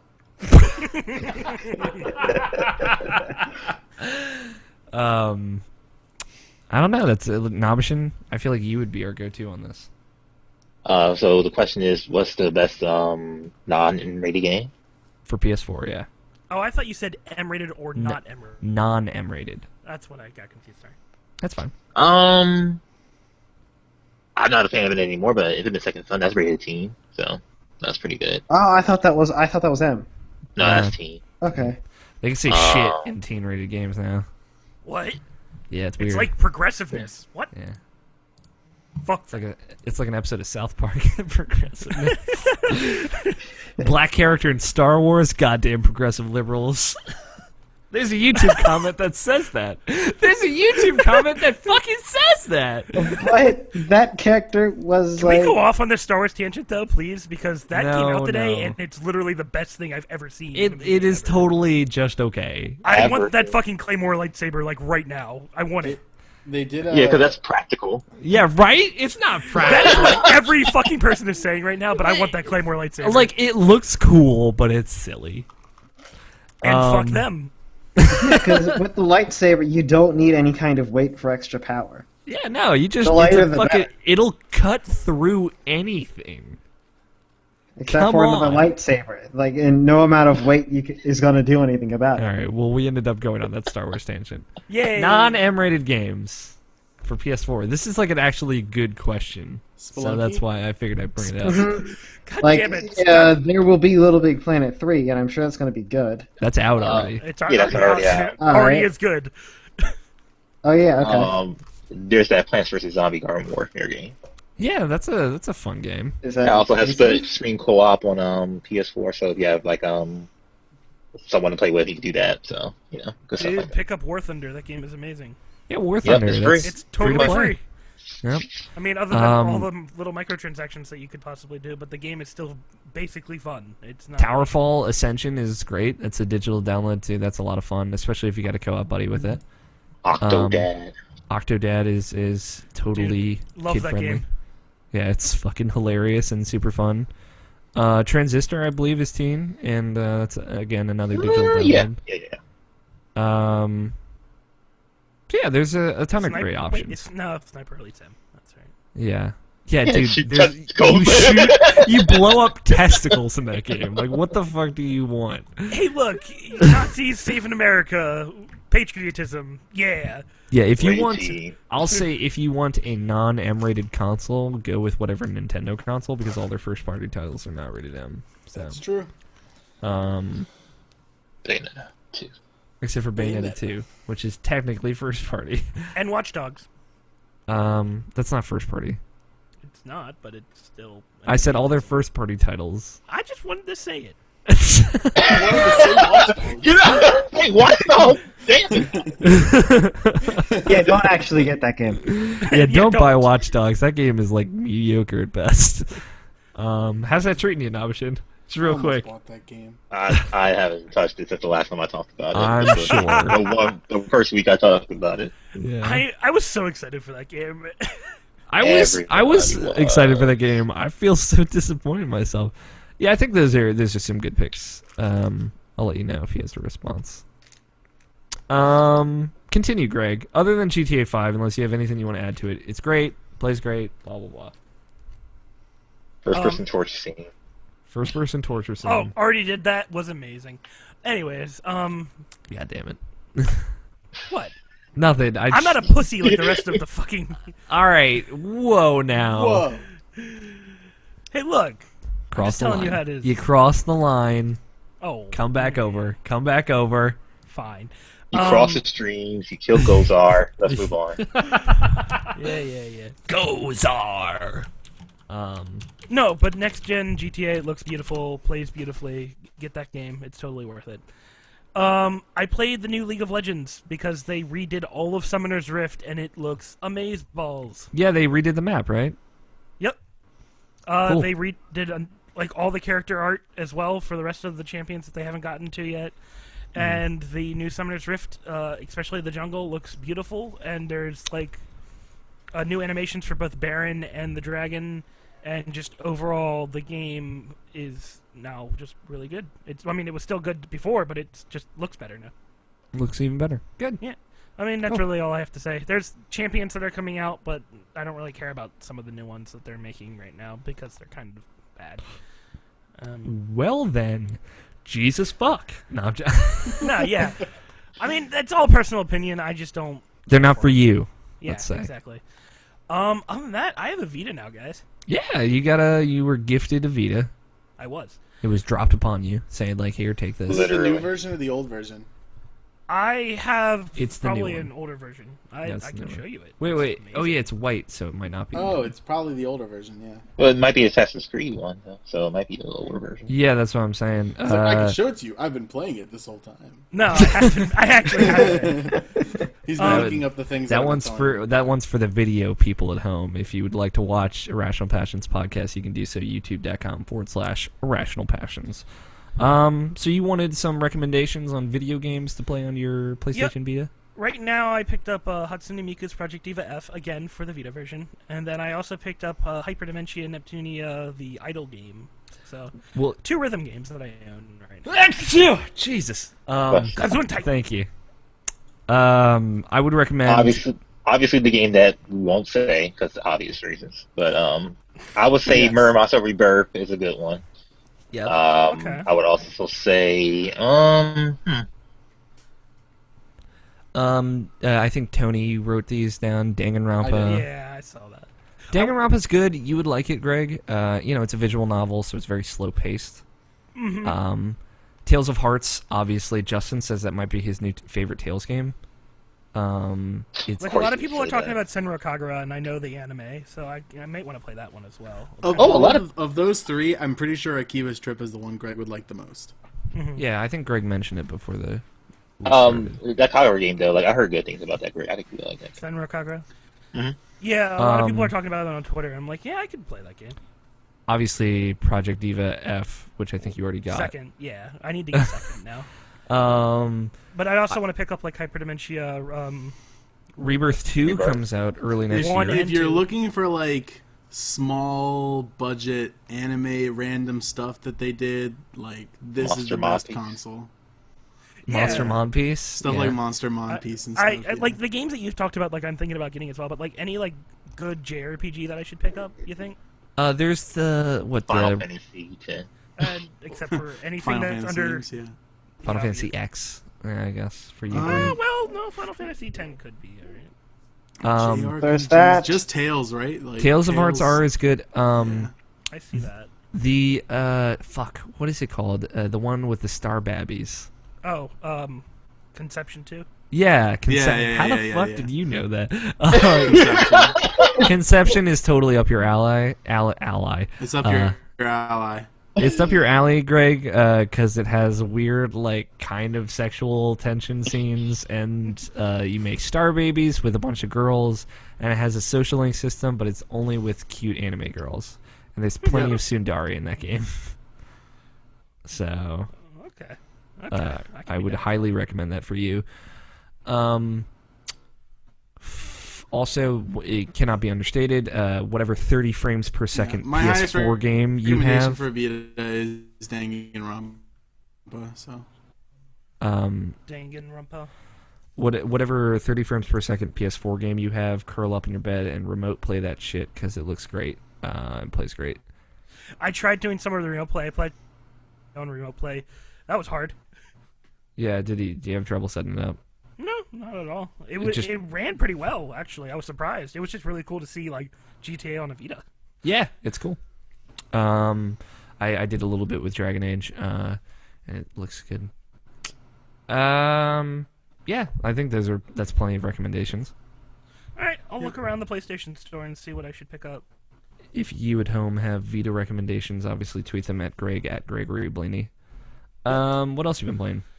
And the last game that I've been playing a lot of is War Thunder. And this game, again, is still in beta for just giving you a warning to everybody that thinks that it may be fully done. Mm-hmm. And for a game that is in beta, and I know I've talked about this a lot, it is so good. It is literally one of the best tank MMOs that I've played. Or, well, just military MMOs. You can consider it because it's got planes and tanks. I think I played, like, freaking tons of hours with Anthony a while back. And just, it's a really tactical game once you get everything down for it. You guys can still hear me? Yeah. Okay, it was weird. Google Hangout was being dumb. Oh, okay. But, like right now, I think in the next patch they are putting out American tanks, so I can't wait for that. So I get to drive my Sherman and my Hellcat around once I get those. But I've unlocked almost all the German tanks. I'm working on the Russian tanks. I don't really play the plane portion of the game all that much. The controls are a little wonky still, and I'm not really into that. I was way more into it on PC. It played a lot better, and I think PC players kind of get an unfair advantage because of that. But there's a lot in planes, so I can't say much about it. Yeah, that's pretty much it. Okay. Yeah. Any questions? So, free to play versus free to play, which is better, League of Legends or War Thunder? Well, I mean, you're comparing two different things entirely. Wait, Yes, see, but what Dota is the 2 better isn't on the free-to-play list, so experience? the answer doesn't matter. All right, shut up, Scott. Yeah, it's Well, I What mean, if we're gonna ask that kind of question, I'm it's asking that kind of Greg, response. not you. Is it that kind of question? No, it is Yes, it a is. Greg kind of question. That's my point. Greg, which, in your opinion, is the better free-to-play game, League of Legends or War Thunder? it really depends on what you like. I'm not going to tell you to play one over the other. I know, I but both of them equally. feature-wise, I mean, if you like teamwork-based games, then play League. But I mean, War Thunder also requires a little bit of teamwork. But if you've got like a friend that likes military stuff and just likes to play like military sims, then definitely play War Thunder with them. Like, the game is fun as hell when you got two people playing and you can just chill out and blow shit up. so you don't like one more than the other? I like them for specific reasons. Okay. One, yes. Sounds like You're not. the bitch Thanks, way to Greg. answer that Scott. question, but No, that is the correct way to answer that question. all right, I'll take it. But yeah. So those are pretty much what I've been playing. Cool, Tony. Video games. Try. My internet is freaking out right now. So we talked about Persona Q. Yeah, you tell you, Tony, your internet is freaking out. Of Isaac Dota. Oh no! And, It's gonna sound so good on that recording.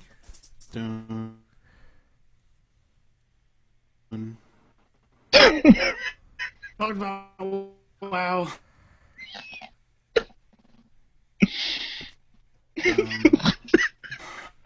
Um,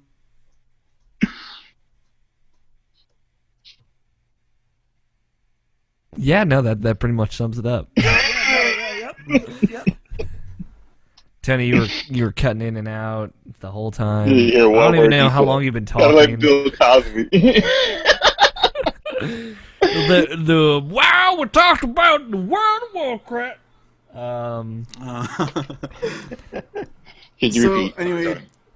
the main things that I played are Danganronpa 2 and Dragon Age Inquisition. Those are the new stuff I kind of like, are stuff from we've already talked about, or like normal shit that I always play. Well, what How do far you did think? you get in Of, Dragon Age? oh, okay. Well, I'm then. sorry. I'm sorry. I'm about 50 hours into Dragon Age. I'm guessing you're not hitting any like world-crushing bugs. No. Okay. You see, Alex There's did. been some weird where like progressing is hard to get, like it's hard to find what thing progresses you. Like the part that I'm at right now, I need a specific amount of power to go to the next mission. Like go to the war table to follow up about this thing. And going there and then nothing would happen, and I just wasn't finding the thing that I need to find. And that's it's like, oh, here's Oh my. It happens. Don't worry. the thing that concludes the mission. You need work power to do it. Yeah, I understand. I But, hit a point. Other than Hold on. Actually, I'll just type this first. Quality. There we go. Yes. Okay. Go on. There. I sent it. All right, Tony. We're gonna try this again. Okay. Did you turn on your quality settings? I did. Okay. Let's. Hold You're on. just all over the place for us, which is weird because you were fine earlier. Yeah, I'm all over the place for everyone. Okay. Let's try this. You can turn it all the way down to low, and it won't make too much of a difference. It's at all right, I'm at audio only right now. Okay. All right. So when there's a point in this story, Tony, in Dragon Age Inquisition, where the protagonist. Yeah, I don't know what just he's delayed. happened, but I'm gonna rejoin the Google Hangout. Hold on. Okay. I'm sure like when in like 4 days when I'm editing this and I'm like just dripping sweat down my face, like I don't know what to do right now. It'll all be fine. No, it won't be that hard. I'll just cut almost all this out. So Tony will just get. No, like it'll be Tony's response, which will be unaffected, and then I'll continue. And then Nabashin's and then I'll just continue from whenever everything gets fixed. Okay, you got back in, no problem. Good. See, Scott, he doesn't have any trouble. Hello. Hello. Try I'm having talking trouble. for What? just a couple seconds. I don't know where the C. I'm talking for just a couple seconds. Okay, you seem all right. I Tony- think this is working now. Okay, so Tony, in this story, you know the part when the protagonist from Dragon Age 2 shows up. I presume you know what I'm talking about. Hawk. Hauk. Yes. So that's where I'm at. I don't know where that is in relation to you. But every time I try and select the default Hawk appearance, the game crashes. That's fun. Yeah. Did that happen to you? Make one. Who gives a shit? I give a shit. Nabashin understands. Yeah, you do. I know you do, too. Yeah, I do. I think it does crash now when I try and select the create custom Hawk appearance anyway, so I don't really have a choice. So yeah, I can't progress past that.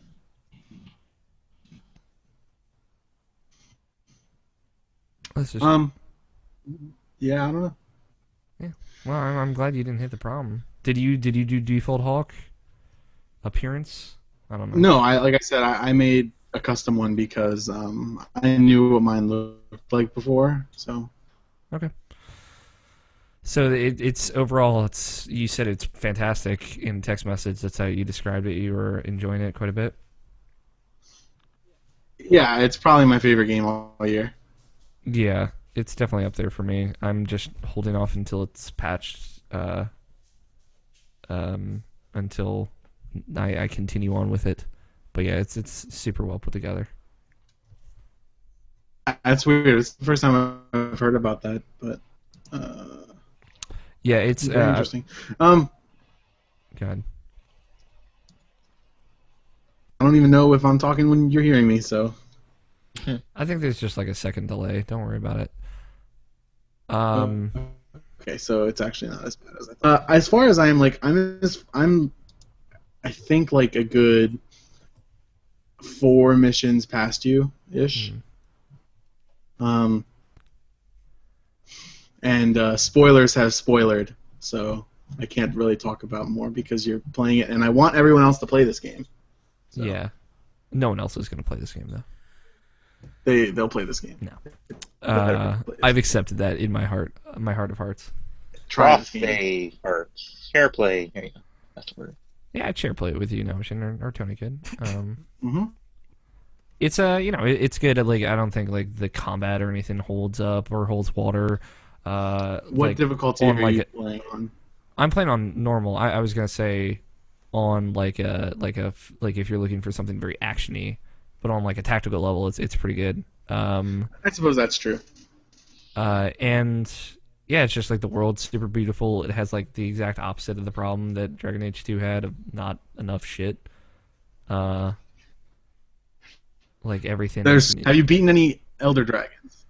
I fought one, but I'm like a couple levels less than what I want to be for it. So. What level are you? I am 11, I think. Okay. And do again, you know what territory the dragon was in? It was the one in the hinterlands. Oh yeah, that one's really hard. Yeah. I figured. So again, like I haven't even progressed to the second big area, because I've just been waiting. So you've only been hanging out in the hinterlands? I did. I got to the desert area and I started that, but I just the stopped. western approach. Mm-hmm.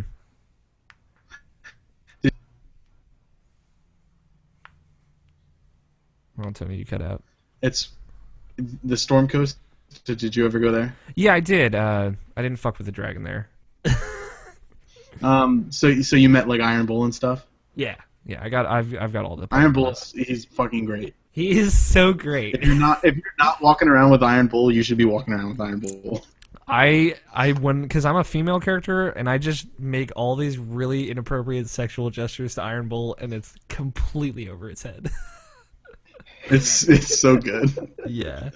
Have you any idea how you've been like making moves on any of your companions? I'm trying to fuck just about everybody. So. Yep. Okay. I haven't decided. I like the elf girl, the rogue elf girl. Go on. Sarah's who I ended up going with. She's fucking great. Yeah. I don't like that the sorceress lady from Orlais. Vivienne. Yeah, fucking Vivienne. bitch. She is Hate such her a bitch, too. and I saw Jarrett post a Facebook status is like Vivienne is flawless and perfect, and I'm like I hate my her God. so much, and he's like you are a fuck. I lost my shit. So Yeah, she's like my least favorite character in the whole game. yeah, I like her like because she is so committed to the bitch, but Yep. she stands for nothing that I stand for. So, What's her name? Exactly. Nadra? Vivian is her name. Oh, Vivi. Okay, never Her mind. is different, but she's a jerk in a good way. Yeah, Cassandra's like a warrior lady. She's kind of like she gets Yeah. my respect. So The next time I play through the game, I'm gonna hang out with Solus more because I kind of shoved him to the side in this playthrough, and I don't know if I can be like I don't think I like him, but I don't know. yeah, it's interesting. Because I'm playing as an elf. I don't know if you are. So, Nope, human. okay, at the end of Act 1, Solus kind of took me aside and gave me some information. I don't know if he did that for you. Okay. Yeah, he does. Okay. He does. It would have been It's interesting if one that of was my like unique. favorite scenes in recent gaming history. Oh, what? Were like about the elves and stuff? Just the end of Act 1. Yeah, the end of Act 1 is pretty fantastic. It's got a very We'll be Uncharted- revisiting that. Yeah. We'll definitely be revisiting that in our Game of the Year discussions. It's got a very Uncharted 3 desert scene to it, but it doesn't last as long. Yeah. Yeah. So, and it's way cooler. Especially that fucking song. Holy shit. That's what I'm talking about. I wasn't into the song at first, but like it kept going and it just got better and better. Yeah, I'm with you, Tony. Mm-hmm. I'm totally with you. Yeah, I need Naoshi to play this game so I can argue with Greg about it and win. Wait, what? Greg, we've all been preparing to argue with you. We just assume it's going to happen. Do you even know what my game of the year is? No, actually. I have no idea. 5? Wolfenstein? It's not Dark Souls 2 anymore. Very close second, Tony, but yes. Dark Souls 2. Aha! Dark Souls 2. GTA that you inception the other shit into my mind. Well, first of all, it's Wolfenstein. Next is probably okay, GTA. that's right. Yeah, Ooh. sorry. Called it. Okay, yeah, now I'm sure. Wolfenstein still holds up. That game is still fucking good. I'm getting that game. Either next week or sometime next week. So because I've always been interested. I believe in that it's game. on sale right now. Yeah, I bought it on sale. It's, Play it. like It's so good. I got it online though, so it's going for some reason it's going to take like 2 weeks for it to get here. But like I'll play the shit out of that game. I'm really interested in that single player. Yeah. I'm very curious to see if you like it, Nabashin. Greg, we should finish that game sometime December. We should. Once I'm done school, you can come over and we can fucking power through it. Perfect. So basically, my plan is I'm gonna finish Dragon Age and I'm gonna mail it to Nabashin, and Nabashin will mail me Far Cry 4. That's the plan. That's the plan? Well, I redboxed Far Cry 4 because I knew I would. Perfect. You can pay for the red box and just send it to me. Exactly. So what about No, Danganronpa? I'll just mail it to Nabashin. What about Danganronpa 2, Tony? It's so good. Is it? Have you finished it? No, I'm like maybe a third of the way through the game. Okay. Ish. What do you like that sweet island setting? I liked the school a little bit better so far, but I do like that it's different. That game, you need to finish that game so we can talk about it. Okay. If you finish it, Yeah. 'cause, I dude, haven't had it goes crazy. Yeah. So Yeah, that game's great. if you finish it in a timely Danganronpa manner, as a series is fucking fantastic. if you finish it in a timely manner, maybe you, me, and Justin could still spoil the shit out of that game. Just like Zillia. Just like Zillia. And the podcast. Did that show ever go up? I need to put Nope. that show up. I put up the video version of the show, which existed, and I didn't. No, think you it need to did. put the whole thing up as podcast I still have version. it. I still have the Because- GarageBand file. That show will go down as history as the only show where I talked more than Alex in the entire show. That's very true. I don't know. I have 2 podcasts to edit after we're done this one, so I'm trying not to think about it. I already know you're never going to edit it together, but you still should.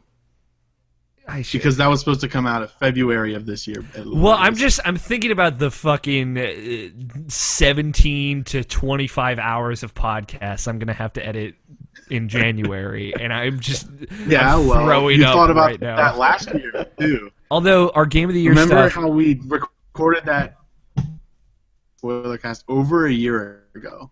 yeah, December last year, that the Game of the Year stuff we're all gonna record in the same room, so we can fight together. So that'll be easier. By fighting, you mean destroying each other's hopes and dreams. We're gonna kill each other. Nabashin's gonna bring the pizza, and I'm gonna bring the knives. Cutco. Yeah, it's gonna be good. That's gonna be an 11-hour day that none of us will ever forget. That's right. Poor Evan. All right, Tony, is that it? I played like 10 minutes of Far Cry 4. I don't know if you guys heard me earlier say that. I didn't. I wanted to talk about. And then I can't run this game. And I was like, I don't feel like optimizing you right now, so I just didn't. Okay. I heard it's kind of buggy right now for PC players. It's weird, like some scripting errors and whatnot. Oh, Nabashin hasn't talked about his games yet. That's right. Okay. Nope. Nabashin, let's round it out. Yeah.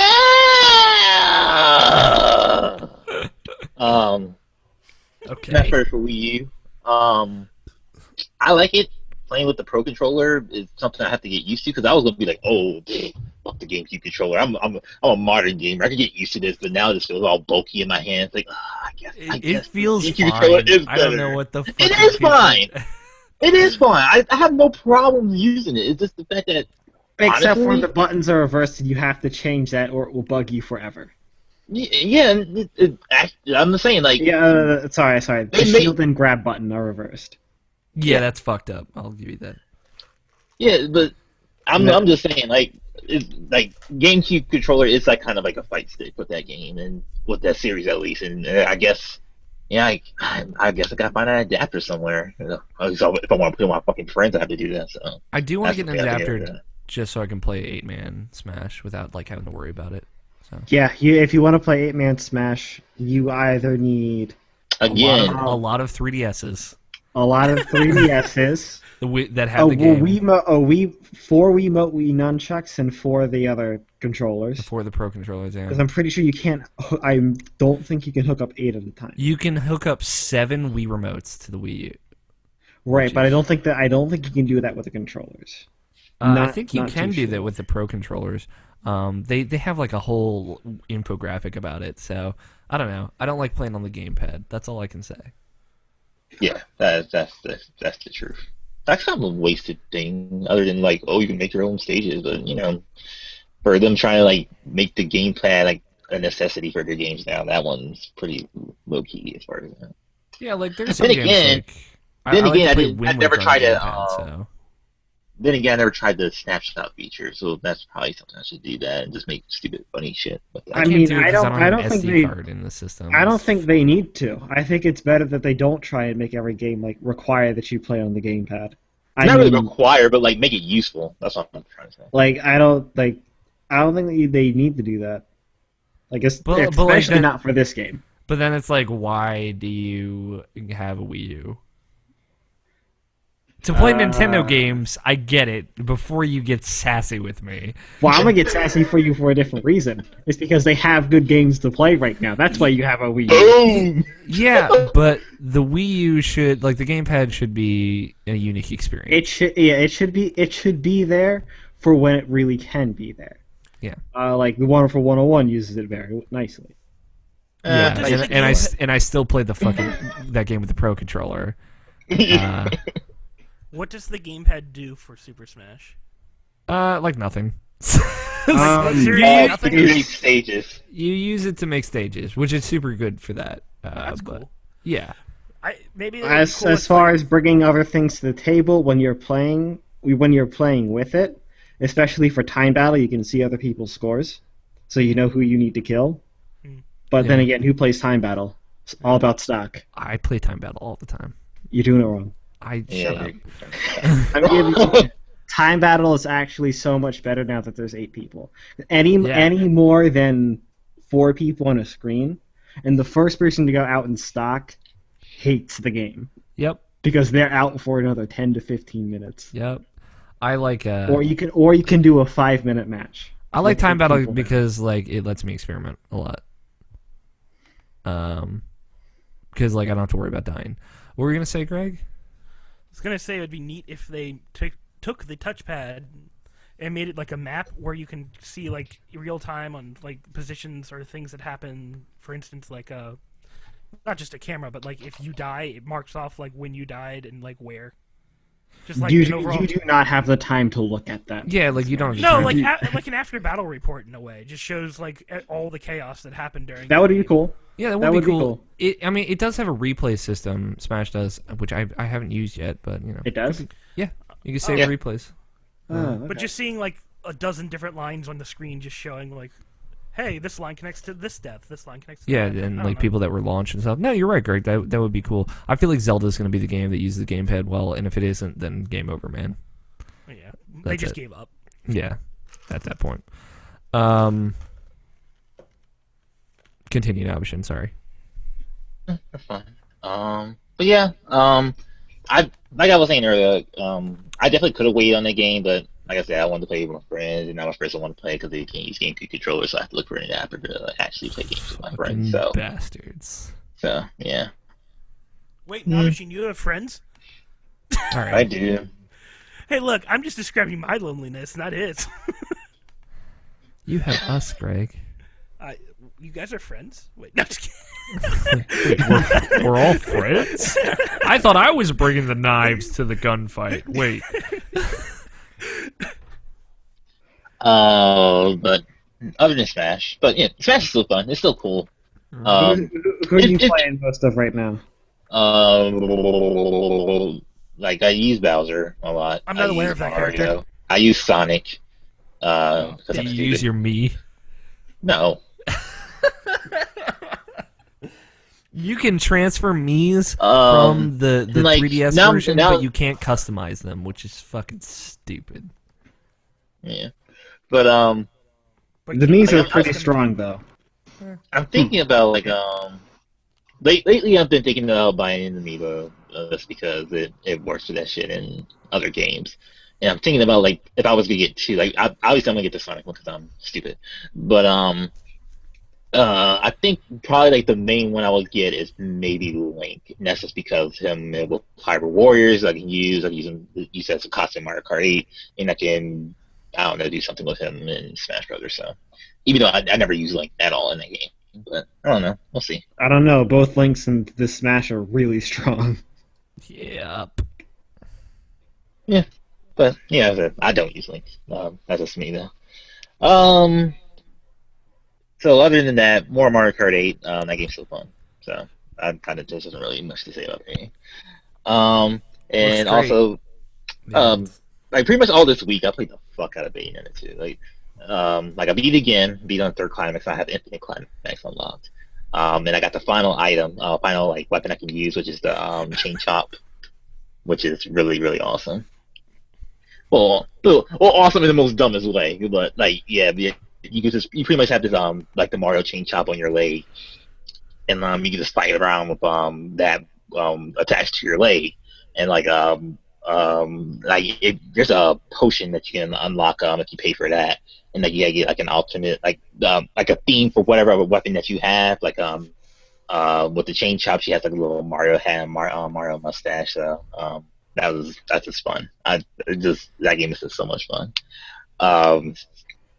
But yeah, I'll probably do Infinite Climax too because that game is super addicting, and I just love playing that game. And I cannot stop playing that game. That game's so good.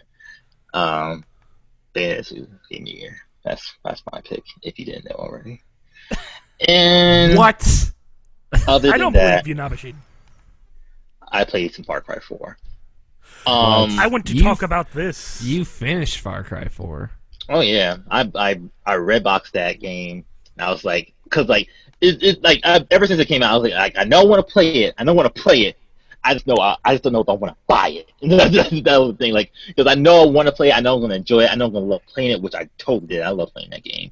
It was just that I knew that like after I beat the game that I wouldn't want to like really want to touch it again, kind of like Far Cry 3, and like and yeah, that's pretty much what happened. I beat it and I took back the red box. I'll say a little bit of some of the disappointing things about the game, for me at least. Pagan Min, he's way underused, like even more than Boss. Like it's like super disappointing, like how much he is not in that game. He's literally in that game like from the very beginning and at the very end, and like maybe a sprinkle in like the other like in the middle, but he is not in that game whatsoever. And that's just like no. And he's the main villain. Right? Yeah, the guy on the poster. Yeah, So I figured as much. I'm just making sure.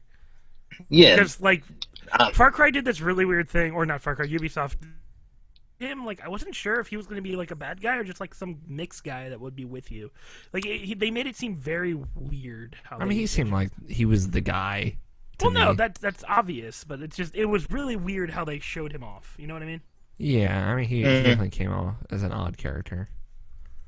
But, like, my biggest thing now, Machine, is it basically just Far Cry 3 except in a different place? Like, that's the question I want to know. It pretty much is Far Cry in a different place. Thank you. It okay, well then is I don't have to play Far it. Cry in a different place. Which is not really necessarily a bad thing because like that game's still super fun. Like the animals are just as good. Like most OP shit in that game is the Honey fucking Badger don't elephant care. because like yeah, and then Honey Badger don't care. Honey Badger don't care. God damn it, Greg. I care. I'm about to whoop yo Honey Badger ass. And like using the elephant is so much fun in that game because like you know cause, like I when you got the ability to like ride an elephant like any way you want to, like pretty much control them. I was like, you know what, there's a rhino right there. Like I wonder what will win against like an elephant against a rhino because that never popped in my mind, and like I just mowed him down with my elephant, which is so fun. But yeah, like probably my most favorite thing to do in that game though when I played it was like getting in that gyrocopter, just going like as high as I can, or going to pretty much where I need to be like 500 like kilometers away from it, and it just like jump out of it, just abandon that, just wingsuit across it. Cause, like you can get the wingsuit so early in that game, and like you just like wingsuit everywhere, just find like a cliff to jump over and just wingsuit across. It's so much fun. That game was so much fun playing. But yeah, it's this Far Cry again. For better and for worse. Um, it like it. That's pretty much all I can really say about it. Like, it's the same game again. Just a different setting, different animals, and just like dealing with different people. Okay, here's another thing that annoyed me about that game. Like there was no characters I cared about in that game. Like for some reason, that's what I could tell about it. just like none of these characters seem all that all that compelling or interesting, or like even when you want to go with it. Because like just one side there's with Amita and some other guy I can't remember, but like I pretty much went on Amita the entire time, or more or less. Amita's a woman who's like who wants to like go away from like the traditions and like uh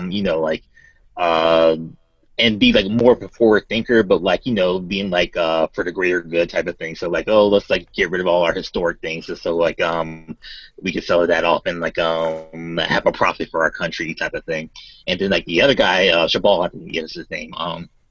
He's more like, well, the traditions, just like oh, this is where we came from, we should just embrace it and like live the land for what we had and what we were raised on.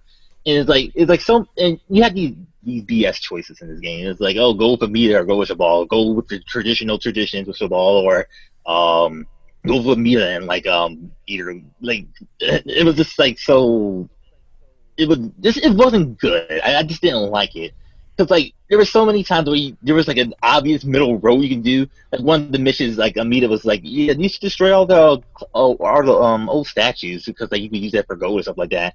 And we'll just like capture that land for ourselves. And like like you can just like hey, we can liberate our country, but still like have our traditions at the same time. There's a middle ground that they easily have, but they didn't want to like give you that, or make your person have like an actual personality to just say, hey, there's a middle road, we can do this. We can maybe not be completely satisfied on both sides, but we can compromise, and there's no compromise in this game. And that's just like a big gripe with me with the game, pretty much. There's no middle choice for Mass Effect in here. I mean, it's an apt comparison. There's no middle choice in Mass Effect. Well, like down the middle. Like there's Paragon, Renegade, and then whatever the fuck is between the two. Dialogue options. Yeah.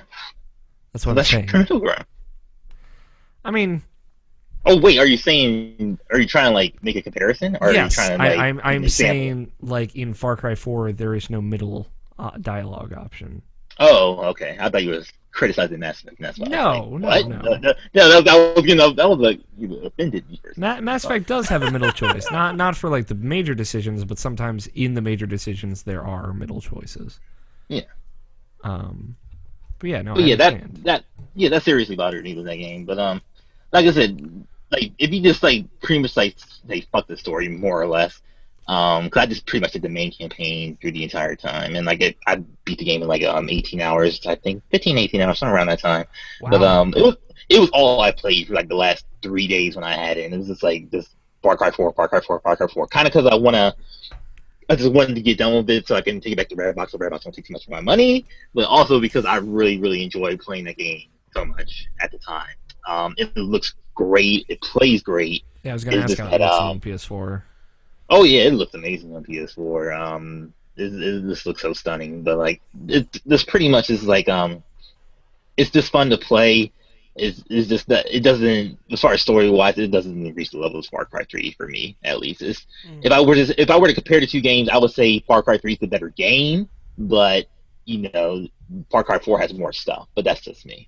No, I'd be with you there, Nabashin. I think from what I've seen of the game, it feels just like they took Far Cry 3 and then they were like, let's add more stuff and then put it in a different location.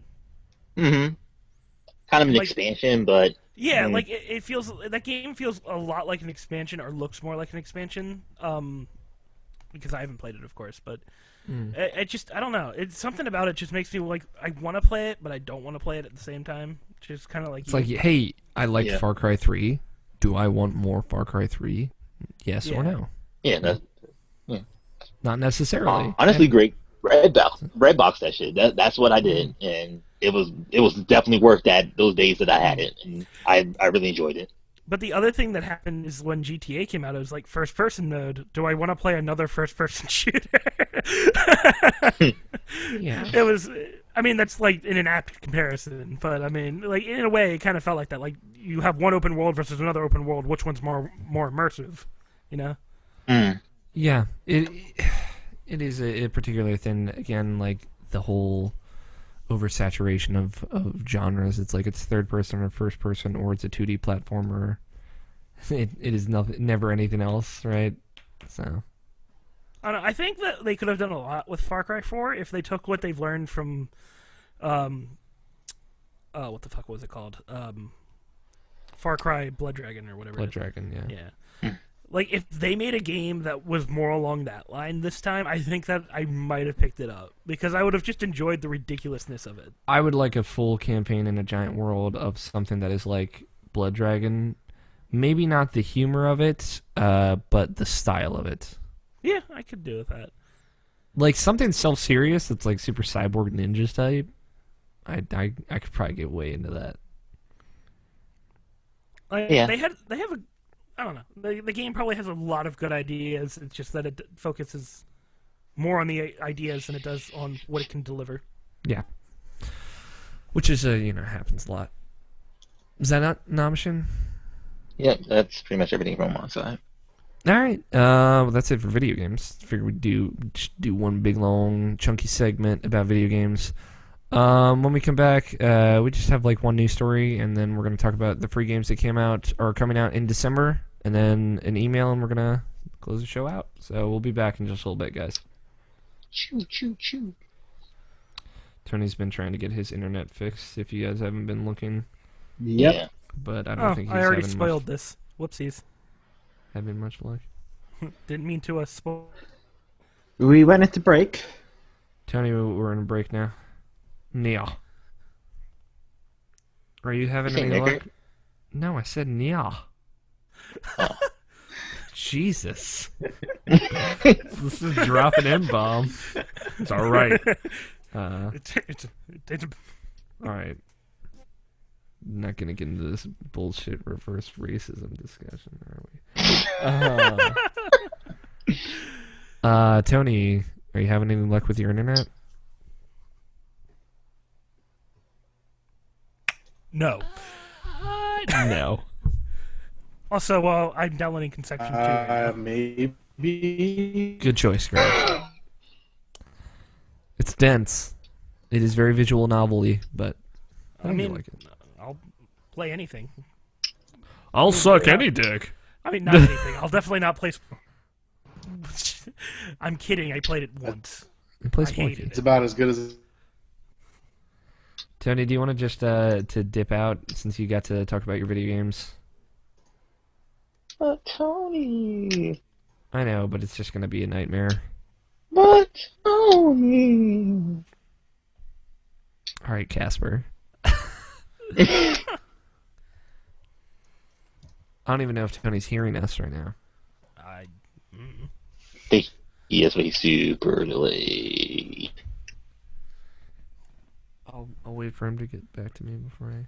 So, anybody want to put money on Net being alive for next week's show, Alex? Want Is to there put what? money on that? On Net being alive for next week's show? Did you read his stories that he was putting on Twitter? It was No, I didn't. Yeah, Did he Black get Friday murdered story. during Black Friday? He He's got gone. trampled on one Black Friday, apparently. We'll have to get him to talk this stories. I'd love to hear it.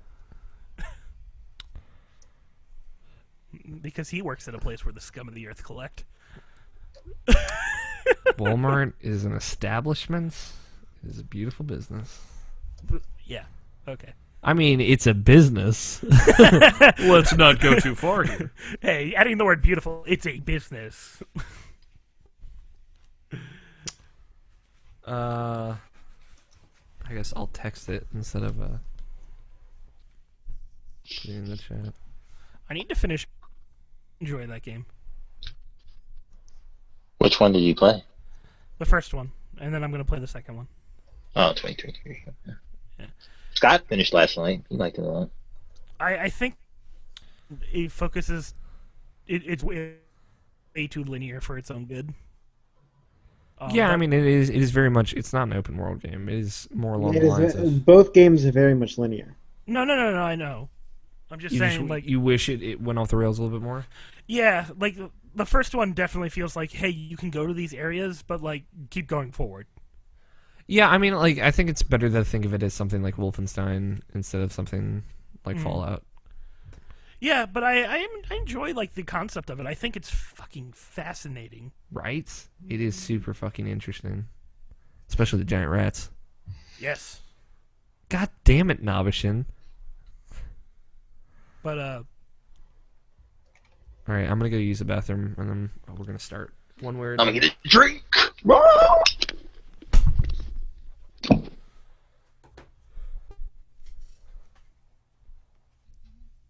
So what have you been up to, Scott? The games that I listed. Yeah. Other than that, not much.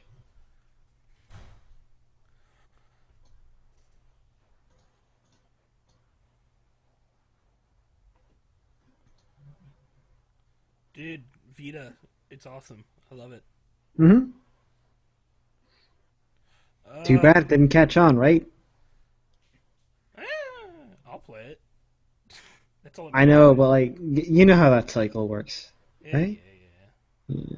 Doesn't exactly catch on. Developers lose faith. What they Stop need to do is publishing just games revamp for the it. entire PlayStation So less Store people- for the Vita. Interest never catches on and actually lessens, so that spike curve lessens, and as are even less interested in it, spiral downwards. You know, like I really wanted like a portable console. Like I have my PSP still, and the only game I play on it again is Miku because I spent a crap ton of money importing it from fucking Japan. But I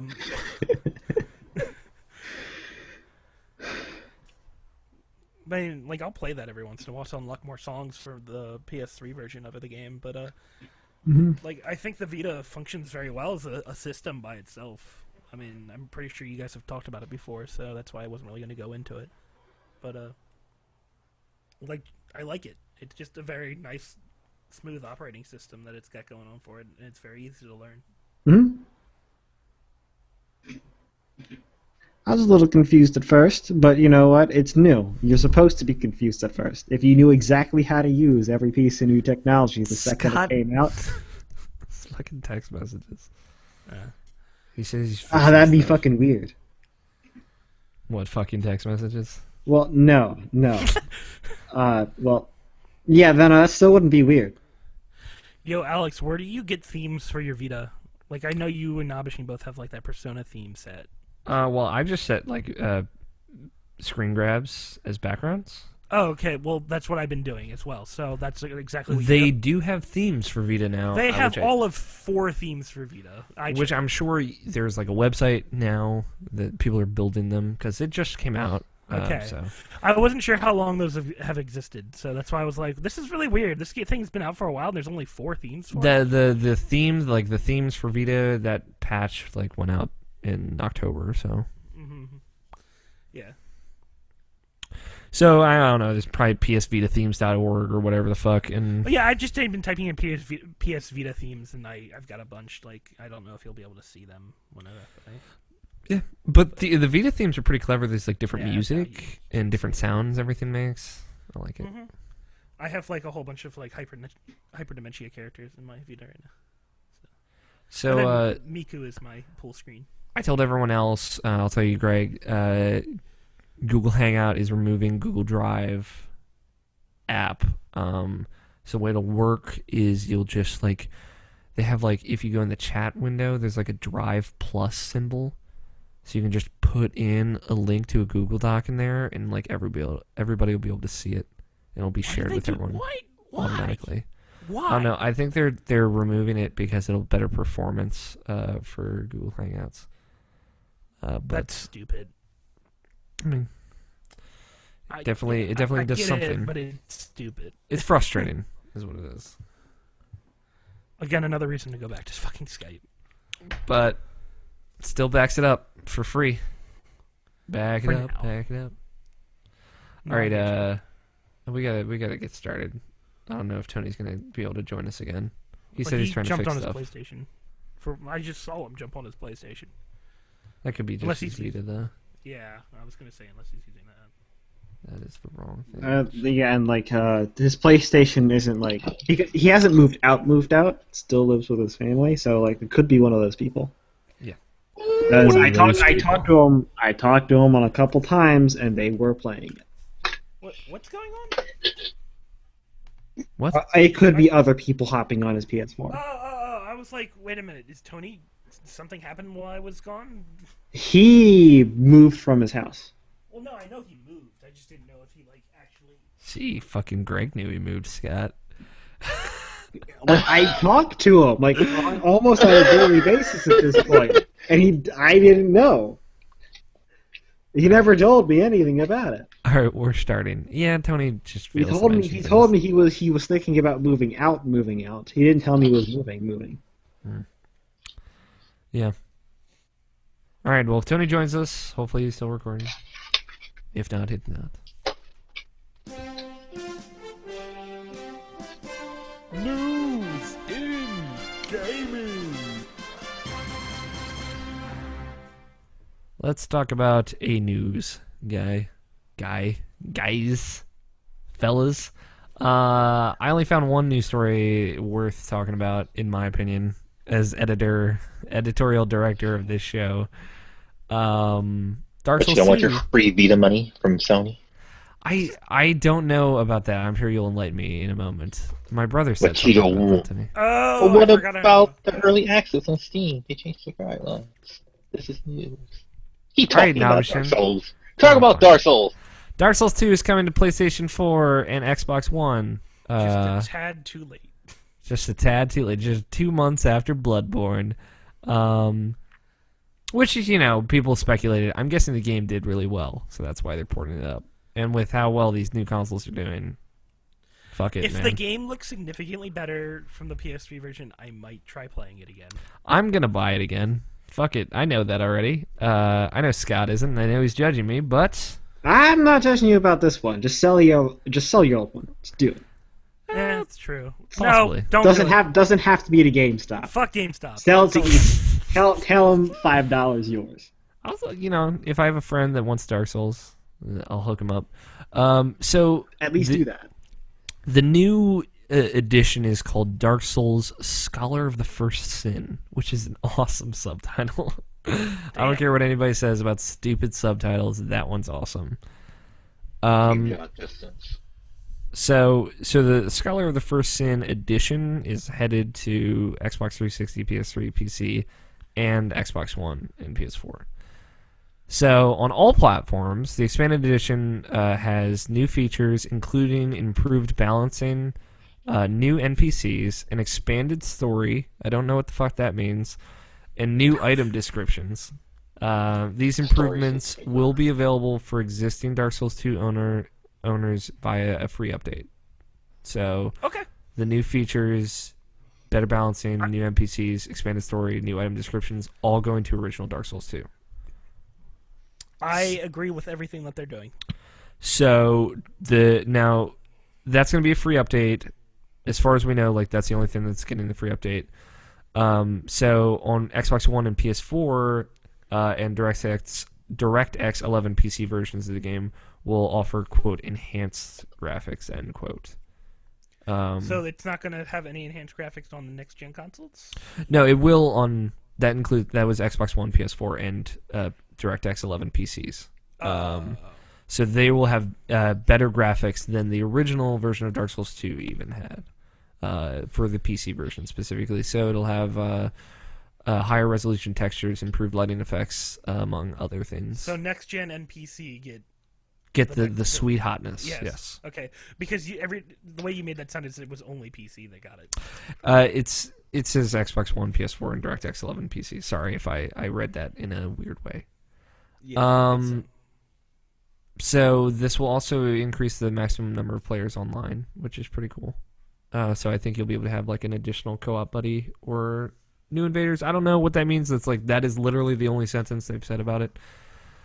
And Alex, this do the thing. do the thing. Do the thing. Alex, Tony's here. Okay. Countdown. Tony, are you ready? Everything seems to be working. Okay. On one, just hit the record button then. Uh-huh. 3, 2, 1. Yep. And I didn't act like you left or anything, so I'm just Yeah, keep going. And the Scholar of the First Sin will have all the DLC in it. So it's coming out on PS4, Xbox One, and PC again on April 7th, 2015. That's also 360 and PS3, of course. Tony, So- do you ever play Dark Souls 2? But no, I never got a chance. Not even on PC? Nope. Okay. So, I mean, this is pretty good. Like, you know, if you have Dark Souls 2, you'll get a patch with most of the shit. The significant shit that they're adding into this, save for, like, you know, getting all the DLC included. And if you don't, pick it up on your hot new PS4 or whatever. Fuck it. I probably will end up picking this up just because I feel like the game will be. Oh, Greg! What did you say like 10 minutes ago? I know. 2 minutes ago. I like repeating things just because. You know, Greg, I'm probably gonna buy this, and you know what? I really like Well, you Dark have Souls no 2. standards. No one looks at I you. really don't, Nabashin. And I was talking to Alex about that. I didn't buy Grand Theft Auto remake. Me either. You I didn't even didn't buy buy- Grand Theft Auto. Well, yeah, semantics, Nabashin. Just semantics. All right, Nabashin, what other news you got for me? Just the new releases. No, you were talking about like games. some Steam free Vita money. What? Talk about it. Oh yes. The Steam stuff? The Steam sale, yeah. Not the Steam sale. I was What- talking about the Steam early What? access thing. Yes. Oh, that's happening as well. Shit. What is this? I've been completely disconnected this week. Oh, they changed their guidelines to To allow less Oh, bullshit. Yes. Yeah. So Yay! there has to be like if you're making an early access game, it's much more strict now. They basically said if you want to early access, first of all, have a fucking game. Yeah. Yeah, so don't make fucking DayZ. No. It's specifically addressing like a wrestling game remake that literally the only thing you could do was like walk around in the ring and look at an opponent or something. Like it wasn't actually a game. It was an interactive experience. I'm not going to start this, by the way. Yeah, you know, I think they said something about you need to have like a strict schedule of like certain major feature updates that you have to stick to as well. Thank God. Yeah, no, it makes sense. It's just obviously inevitable. I'm glad they're doing it. Yeah, So. I am too. When I heard about this, I was like, oh, why couldn't they have done this before DayZ release? This way it would have actually been a game. It's, you know, that is a video game. It's not a good one and it's not a complete one, but it is still a video game. We're not going to get into the argument of what I is know. and what I isn't. wasn't gonna. I wasn't know. gonna. But It is, you know, I understand. thinking it. I understand your oh, issues I'm with totally that. thinking it, but I won't get into it for the sake of just being nice. Thank you for being so nice to us, Greg. I know. Love you. Nabashin, what about this Vita stuff? This I didn't hear about. Oh, This is Oh. funny, actually. yeah, it kind of is. Do you remember that commercial from Sony where with the Vitas, one of with the hashtag Game Changer on it, where it's like he was playing MLB The Show, and then like he just stands up and gets his Vita and starts playing on his Vita. It's like instantly like no like cross save stuff or anything like that. So Yeah, basically, yeah. Ah! Video basically, someone called them now on their bullshit and say that's false advertisement, and they're like, yeah, you got us. Sorry. So pretty much what's happening for anybody who's got a Vita before June 1st, 2012, Hey, you'll that's me. be eligible. Is that you? Technically, Is it? I bought a Vita before then. I sold it back, Oh. but I bought a Vita before then. No, So you did, but you didn't sign into it, did you? I did. I You did? everything. Yeah. Oh. Uh, Whatever. No, that's hilarious. Though, So you get like because that is $25, total bullshit. right? Something like You that. will be eligible for $25 refunds or a $50 manufacturer voucher. So like you could either get like a $24, I guess, check coming in, or you could have like $50 of PlayStation money. Shit. I'll do that. Fuck it. Yeah. I just So, find like- that funny because I knew this was the commercial they were talking about, or like they were calling it out on. Because like that is such bullshit. Yeah, it's nothing like that. Like, why But can't I do that? I would love to be able to turn on my PS4 and walk out and still play my game. Like, why can't I do that? that wasn't even Exactly. a PS4. That was a PS3. So that was. I know like, it was a That's PS3, super. but- You can't do that. I know, but I found that funny when I was like, "Wait, you can actually do that?" And I was like, "Wait, no, you can't." Not without And, Wi-Fi. And people who are eligible should be getting an email eventually. Haven't gotten mine yet, but it should be coming soon. So, yay, free money.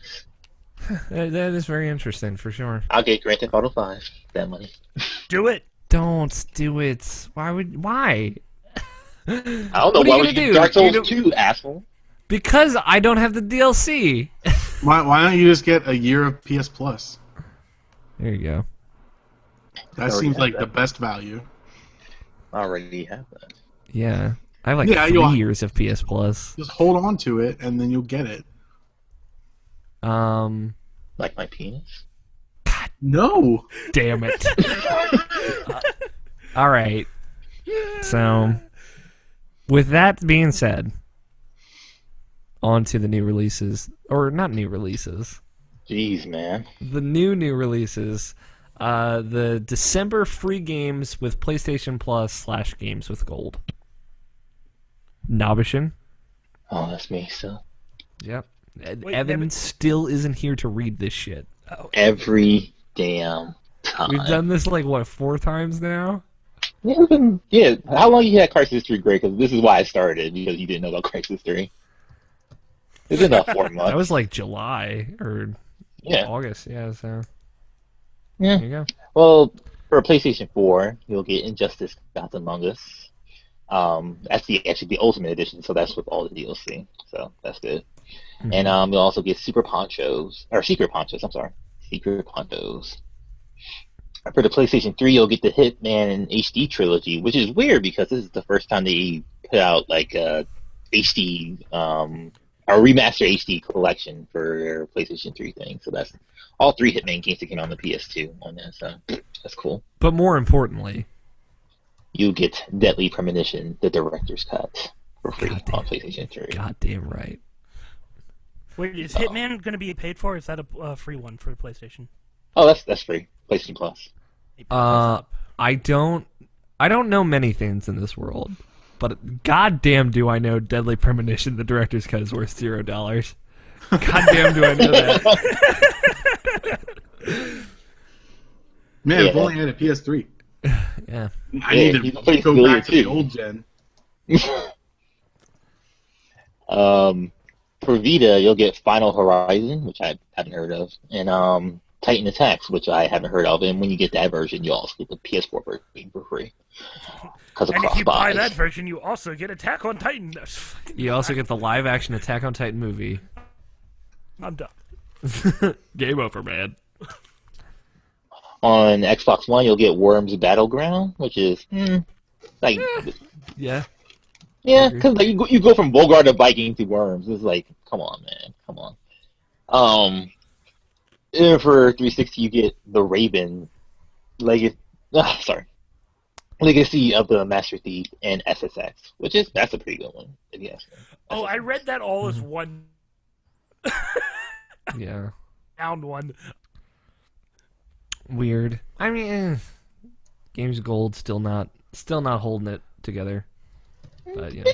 They're working on it. But like, you know, the value experience I think is still on PlayStation Plus 100%. But you know, you're getting free stuff, which is always great. You know, props to Xbox for at least trying putting out a comparable service. Still a really good deal. Not worth $60 though when PlayStation Plus is $50 though. That's the bigger issue, I think. Oh shit! Did you download Bogart of Viking? You should play that book. I should. I know. You should totally play that game. I should. Thank you for reminding me. All right, let's take a peek in the mail sack. You have like 2 days. I do. I'm working on it. Okay. I'm working on it. I gotta spend Kingdom Hearts money on Kingdom Hearts. But that's free. It's not free. Well, this the last month's game to go. That's why I said War of the Viking. I know, but like I gotta buy gold. Oh, I thought don't you have gold? Because you play Titanfall. That's why I thought you had gold. Never mind. John Anderson gave me a free 2-day pass. Well, play it for 2 days. I can't. No, you can't do it with a trial. You have to have like at least a month subscription. Read the email. That's why John Anderson sent it to me. He sent me that code for the 2-day free thing so I could download Sunset Overdrive, but I wasn't allowed to. Harold says, well, I did it. Harold at USFHBomb on Twitter. Harold Price, host of H-Bomb and Friends, friend of the show. Well, I did it. I bought an Xbone. MS made an offer I couldn't refuse. $330 for a refurbished console with Kinect. Rise, Son of Rome, Dance Central Spotlight, and a bonus game. I chose Forza Horizon 2. I also picked up Fantasia on sale from Best Buy. So, do you guys have any suggestions for more games? Also, did you guys hit up any Black Friday deals? Oh, and Chipotle is totally overrated. I had it again last weekend, and I was disappointed. Have you ever had something hyped up, only to be disappointed? I think me and Alex can agree. Fuck you, Harold. H out. He sent me like 5 tweets saying Chipotle wasn't that good, but I was asleep, so I didn't respond. So he texted me and said, "Dude, are you okay?" I was worried because like this needs a reaction. I'll let you know. Yeah, no, I understand the reaction though, Harold. I'm glad that you're concerned. So any Xbox game recommendations? Volgar the Viking, clearly. Volgar the Viking, D4. Titanfall's a and really good Sunset game. Overdrive. Dude, yeah, take D4 that is good. $330 system and put it back on eBay and sell it for like $1,000. People buy it. $330 is an amazing deal for that, for all of that. Oh. My Xbox One costs $500. Keep this in mind. I know. Well, they're going to be $350 over the holidays. So. Yeah, they're $350 without the Kinect, but he got it with a Kinect. I mean, and now you have games. double the Kinect action though, because you still have mine. There you go. I let Ethan use yours on his 360 though. Works for me. Yeah. Yeah, the Volgar, Titanfall, and D4, and Sunset Overdrive. But I don't know if Harold would like Titanfall or Sunset Overdrive. That shit. What about Black Friday deals? We talked about this in the pre-show, so listen or watch the video version for that. What is something hyped up that you were disappointed by? Can we all agree with Watch Dogs? We all agree with Destiny. Watch Dogs and Destiny. Or you could have known better on both of those things. No. Like it was hard to know what Watch Dogs was gonna be. But they made it we needed. I obviously called the Destiny bullshit. Not bullshit. I had my assumptions as to what Destiny was before it came out. And I'll be fair. I bought into your call. I didn't do that myself. I bought into your call. So I'll be fair. I bought Destiny on a whim. And for Watch Dogs, saw it coming. I mean, like, Watch Dogs I thought would probably be a disappointment, but I didn't think it would be as severe a disappointment as it ended up being. But no one talks about how disappointed they are with Watch Dogs anymore because everyone talks about how disappointed they are with Destiny. So also, Watch Dogs kind of, 2 years. It disappeared. No one cares about Watch Dogs anymore. Yeah, no, it's Until the sequel. What? Until the sequel. Yeah, Star Wars: It The Force Awakens. How about reference. that? Can we talk? I'm just kidding. That Jurassic World trailer looks hot, though. I love Jurassic Park. Does it? Yes. Does I it? think so. I think so. Yes. Okay. I liked all the Jurassic Park movies, though. I'm like, I didn't think the third one was terrible. I really liked the second one. I know nobody does, so fucking whatever. I'm excited for more Jurassic Park. I don't know, Tony, is there anything that's been hyped up for you that you were disappointed by other than Destiny? The size of your penis. Yeah, no, that's always a bummer. I get that a lot, though. You walked right into that one. Yeah, I did. You know, you just gotta play it off. Scott. Gross. I'm pretty sure there is, but I can't bring it to mind right now. But it was a while ago, and two, it's happened enough to the point where if anything's ever hyped up, I know better than to buy into that. Yeah, well, it doesn't happen anymore. Cynical Scott over here just knows everything before it happens. So That's the word. yeah. Well, I'm sorry that I don't get on the hype train for everything that gets hyped. Dude, I like the hype train on occasion. Well, I mean, that's not necessarily true, though, Scott. I mean, you're excited about Zelda, Which one? the new one. I forgot it was happening. Yeah.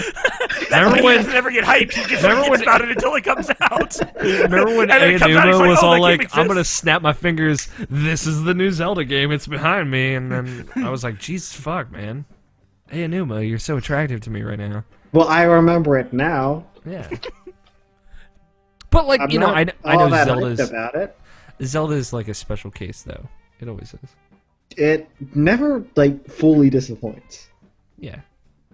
Especially A Link Between Worlds. That's a fucking damn fine video game. Some might say it's the Irrational Passions 2013 Game of the Year. Over instances such as Grand Theft Auto 5 and The Stanley Parable. And The Last of Us. And The Last of Us. It's a deep cut. Stanley Parable still should have won. No, shut up, Fuck Tony. you, Tony. It's fun to actually have you on anytime we bring that up. I'm excited. We're gonna have like a whole new year of referencing back to what didn't win, and I'm really It's excited. gonna be What?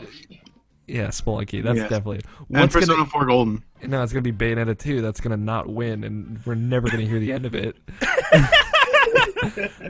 Now she- So it somehow gets kicked off the entire list. No, don't even joke about that. I couldn't do that to Nabashin. I care. About I mean, him too no, much. I don't think anyone's even been in that document except for Nabashin and I. So I do have. whatever we want. I edited it. Evan even went in there and wrote stupid trolly comments. So there you go. I mean, I went in there, didn't have anything to add at the time. I'm a forgetful person. I didn't have too much to add when I went in, but I did add stuff. Nabashin does a good job. Nabashin does do a good job. That's it. That's it for you. Yeah, that's how that went down. He's like, "Hey, check the Game of the Year thing. See if there's anything I missed." I was like, I looked in. Nope. Send him back a text. Nope. Can't find anything. Did a good job. Yeah. There's like zero Bravely Default representation. That's all I'm saying. There you go. I mean, we go through everything when we do the actual show, so it's not the end of the world. Yeah, I'll probably go back in and be I like, appreciate being prepared as well, though. I'm not taking away from that. Hey man, Louis could have been the best villain of that year if we knew it beforehand. He could have. God damn. Stole your juice, man. All of it's gone. Louis? Uh, Who's that?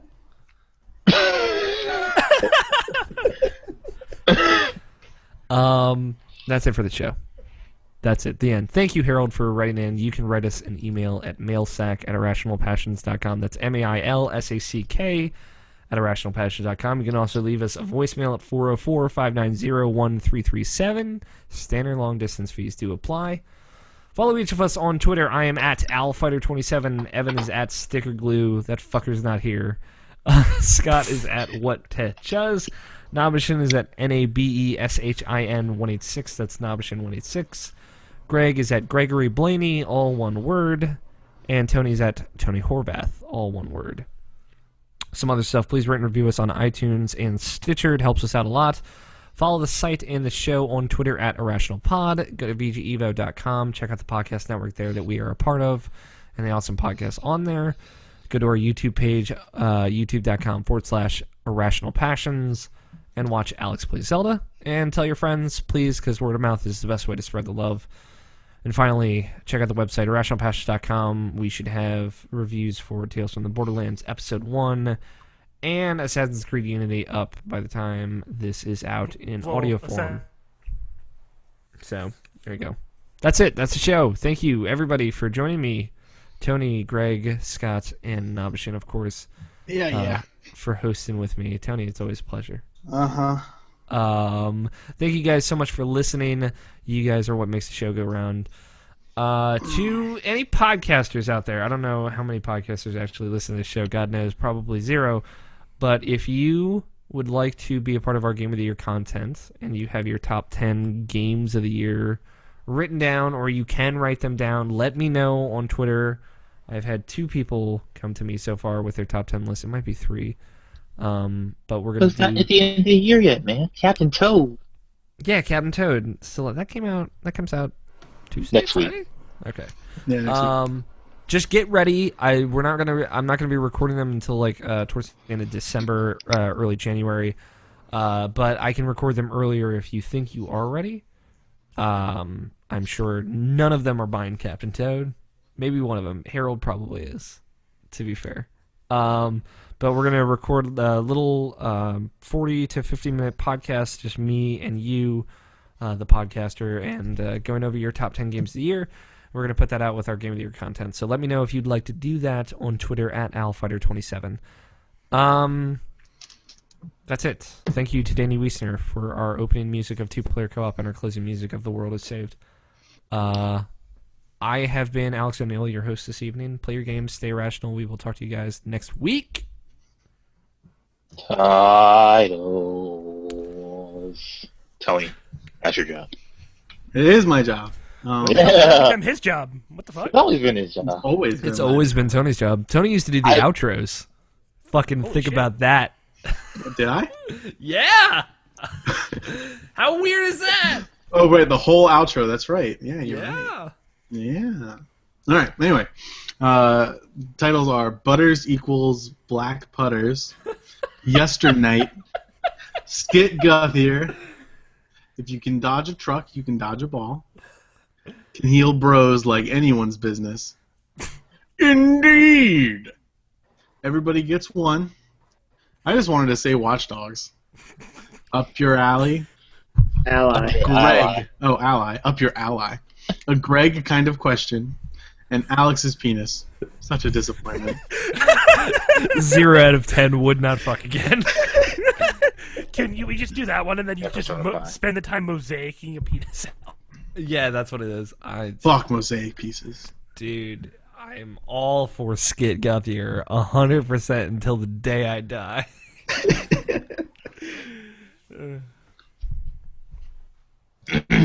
Guys, what do you like? Yeah, I'm gonna throw Alex a bone here, and I'm gonna go ahead and say Skit Guthier too. Yes! I love you, Scott! I mean, Skit. Skit? Well, I get, but Look at Skit! Look at Skit go! I think we already know. It sounds like it's Skit Guthier. Can I do a redneck accent?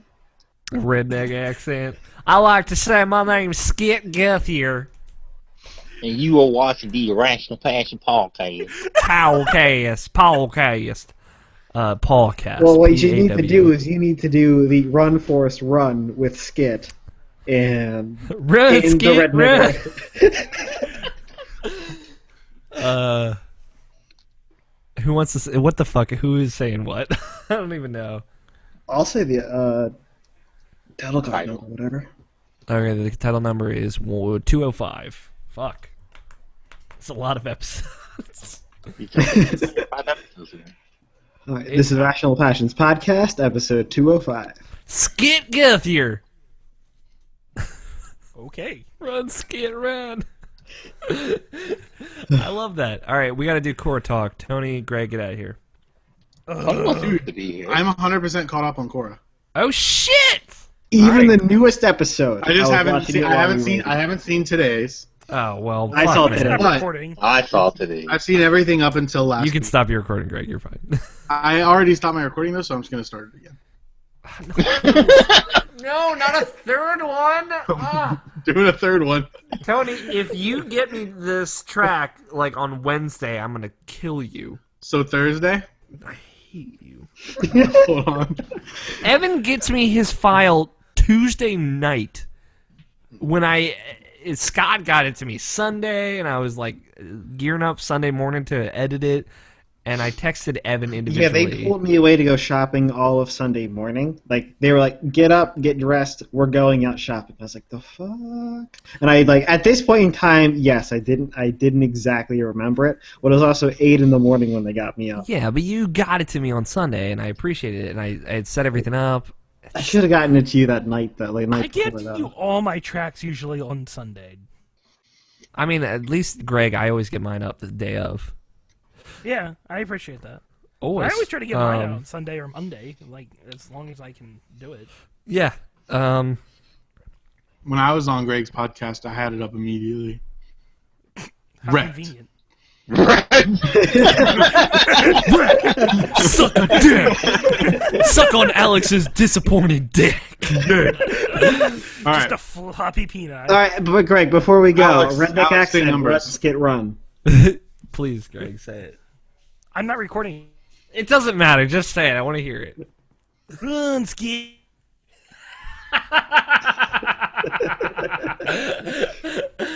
That was worth it. All right, Greg, get out of here. Give me your podcast file ASAP. 3, working on it. 2, 1. All right, I'm recording now. No, Greg, that's Tony. That's not how it works. No. There was a moment where I'm like, oh, thank God. Oh, God damn it. Tony, I'm gonna count down from 3 to 1. 3, 2, 1. Uh-huh. All right, let's talk about Korra. Tony's here for us, with us. Hi. Hopefully, if every podcast file gets sorted out. Oh, I stopped recording. Let's get a fourth one going. God damn it! Damn it! So we have like 4 episodes to catch up on. 3. No, 4. We got to talk about this one this week. Today's Tony. Oh no. Scott, have you seen today's? Yep. What? When did you? When? While you were rating. That's great. I was raiding. I was watching Korra. It was great. It was a great episode today. It was while you were doing the away stuff. I watched like the episode during some breaks like because that. Scott and I were together basically all day today. So I was like, I watched it literally the first thing when I woke up. I'm like, not today. It was 8 in the morning, and I rolled over and I opened my computer and watched Korra, and it was great. All right, well, back early. was 4 episodes. It's episode 6. Did we talk about Korra and Kavira fighting? No, that was the first episode of Skiffing, I think. Yeah. So Attack on Titan. Attack on the Metal City, and then Korra and Safu. Yeah, let me bring up that list. yeah, I will as well. So Korra and Kuvira fought, and Korra lost, obviously. What do you guys think of Kuvira? I think she's hot. Well,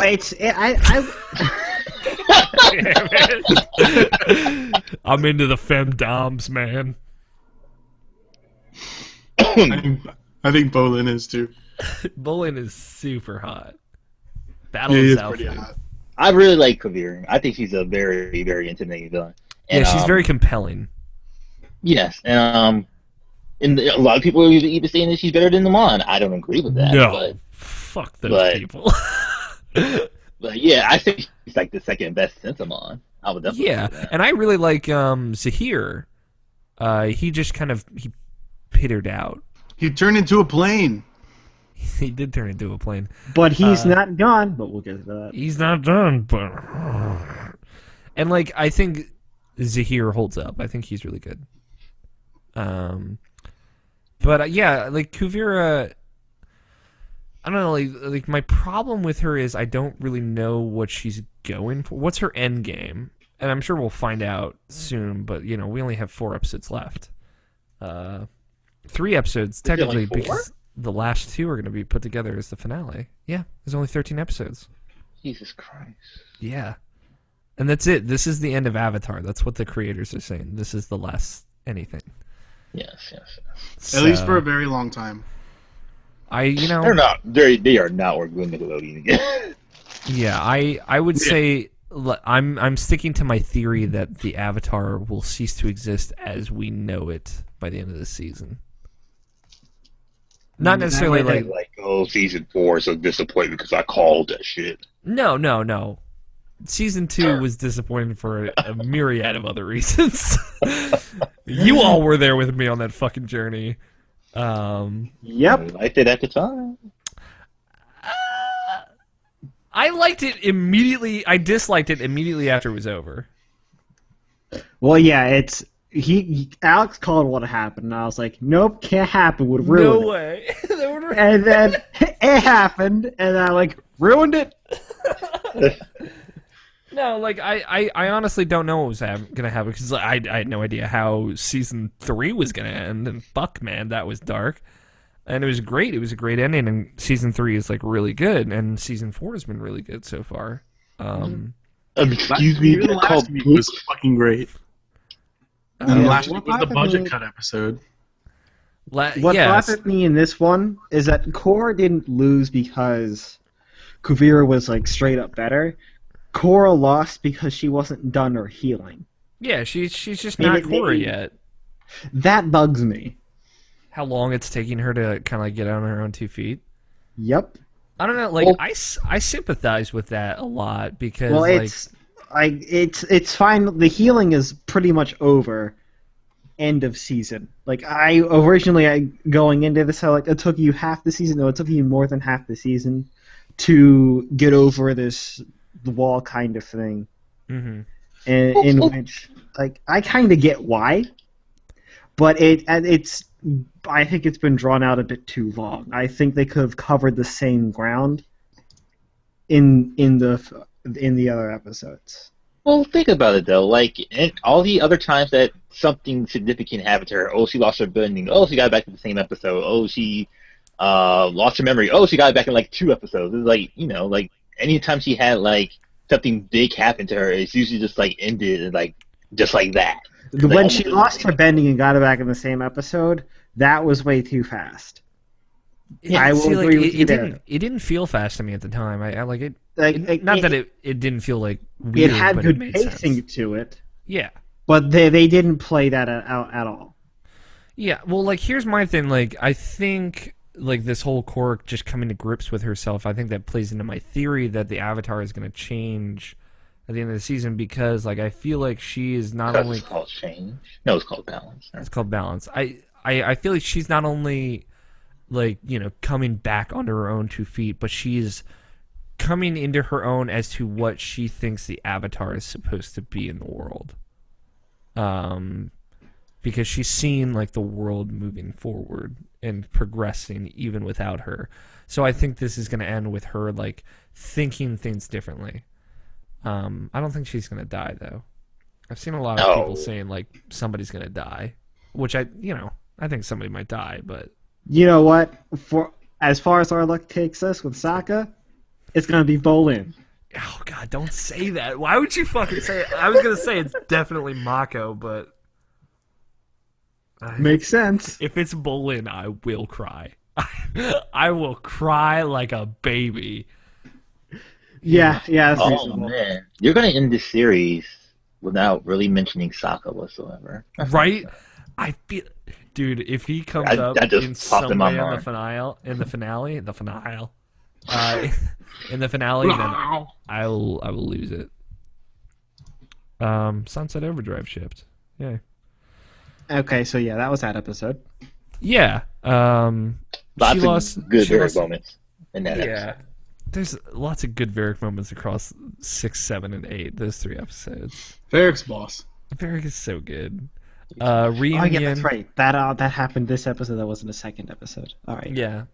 Reunion happened where Korra went back to Republic City after losing in Zaofu. Meets up with Tenzin and Mako and Asami and stuff. That fucking tension though, when they're all at the dinner table and stuff. Mm. I talked to my father. Why would you do that? Why are you telling me how to live my life? Damn, that escalated a little too quickly.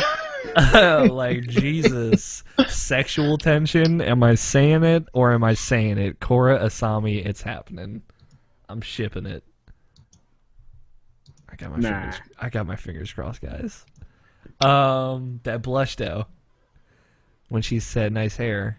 Nabashin knows what I'm talking about. That Korosami dough. This episode was totally take it or leave it. I thought reunion. Oh, well, hold on. Take it or leave it until you hit Bolin and Varric.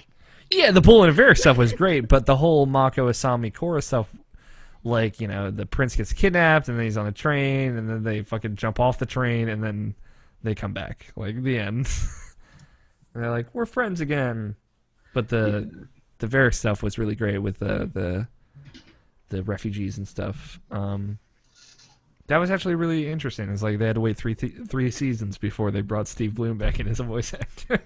Just to have another cameo for the next episode as a mom. Yup, which was amazing. Oh, Christ, can we just talk about that now? Yep. Remembrances was probably the best recap episode ever.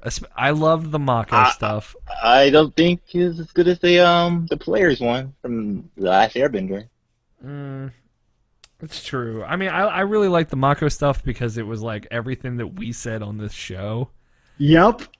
And then they cut to Mako's fucking stupid face when he was like, "Ah!" And I wanted to screen grab it again and send it to Nabashin again. Like, what? Sure.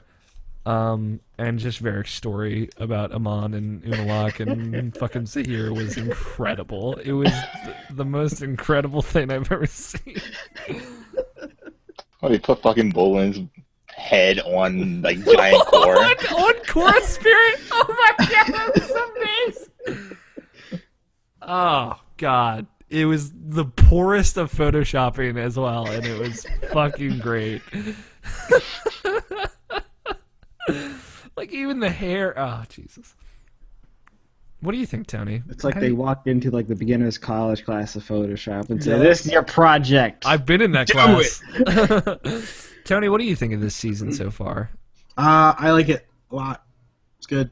What's your favorite great. season? Probably season 1. Yeah. Season 1's really good. Are we all still there? Scott, are you still there? Yeah, I'm still probably at season 1 too. Season 1 was so I rewatched was that. so Oh my god, it's still so good. Amon is amazing. Like, anytime he's just on the screen, he's just so He's amazing. terrifying, and it's so good. Mm-hmm. Yeah. Even in fucking... Never mind. Amon is the Azula of this. Because Azula was great. Zula's pretty freaking awesome. She was very much like that character done really fucking well. Like Azula character, not Amon. Like, because, I mean, Firelord Ozai was totally, like, whatever in The Last Airbender. But Azula was the compelling villain that, like, really had you on edge anytime she was on screen. Because you had no idea what the fuck she was going to do. And yeah.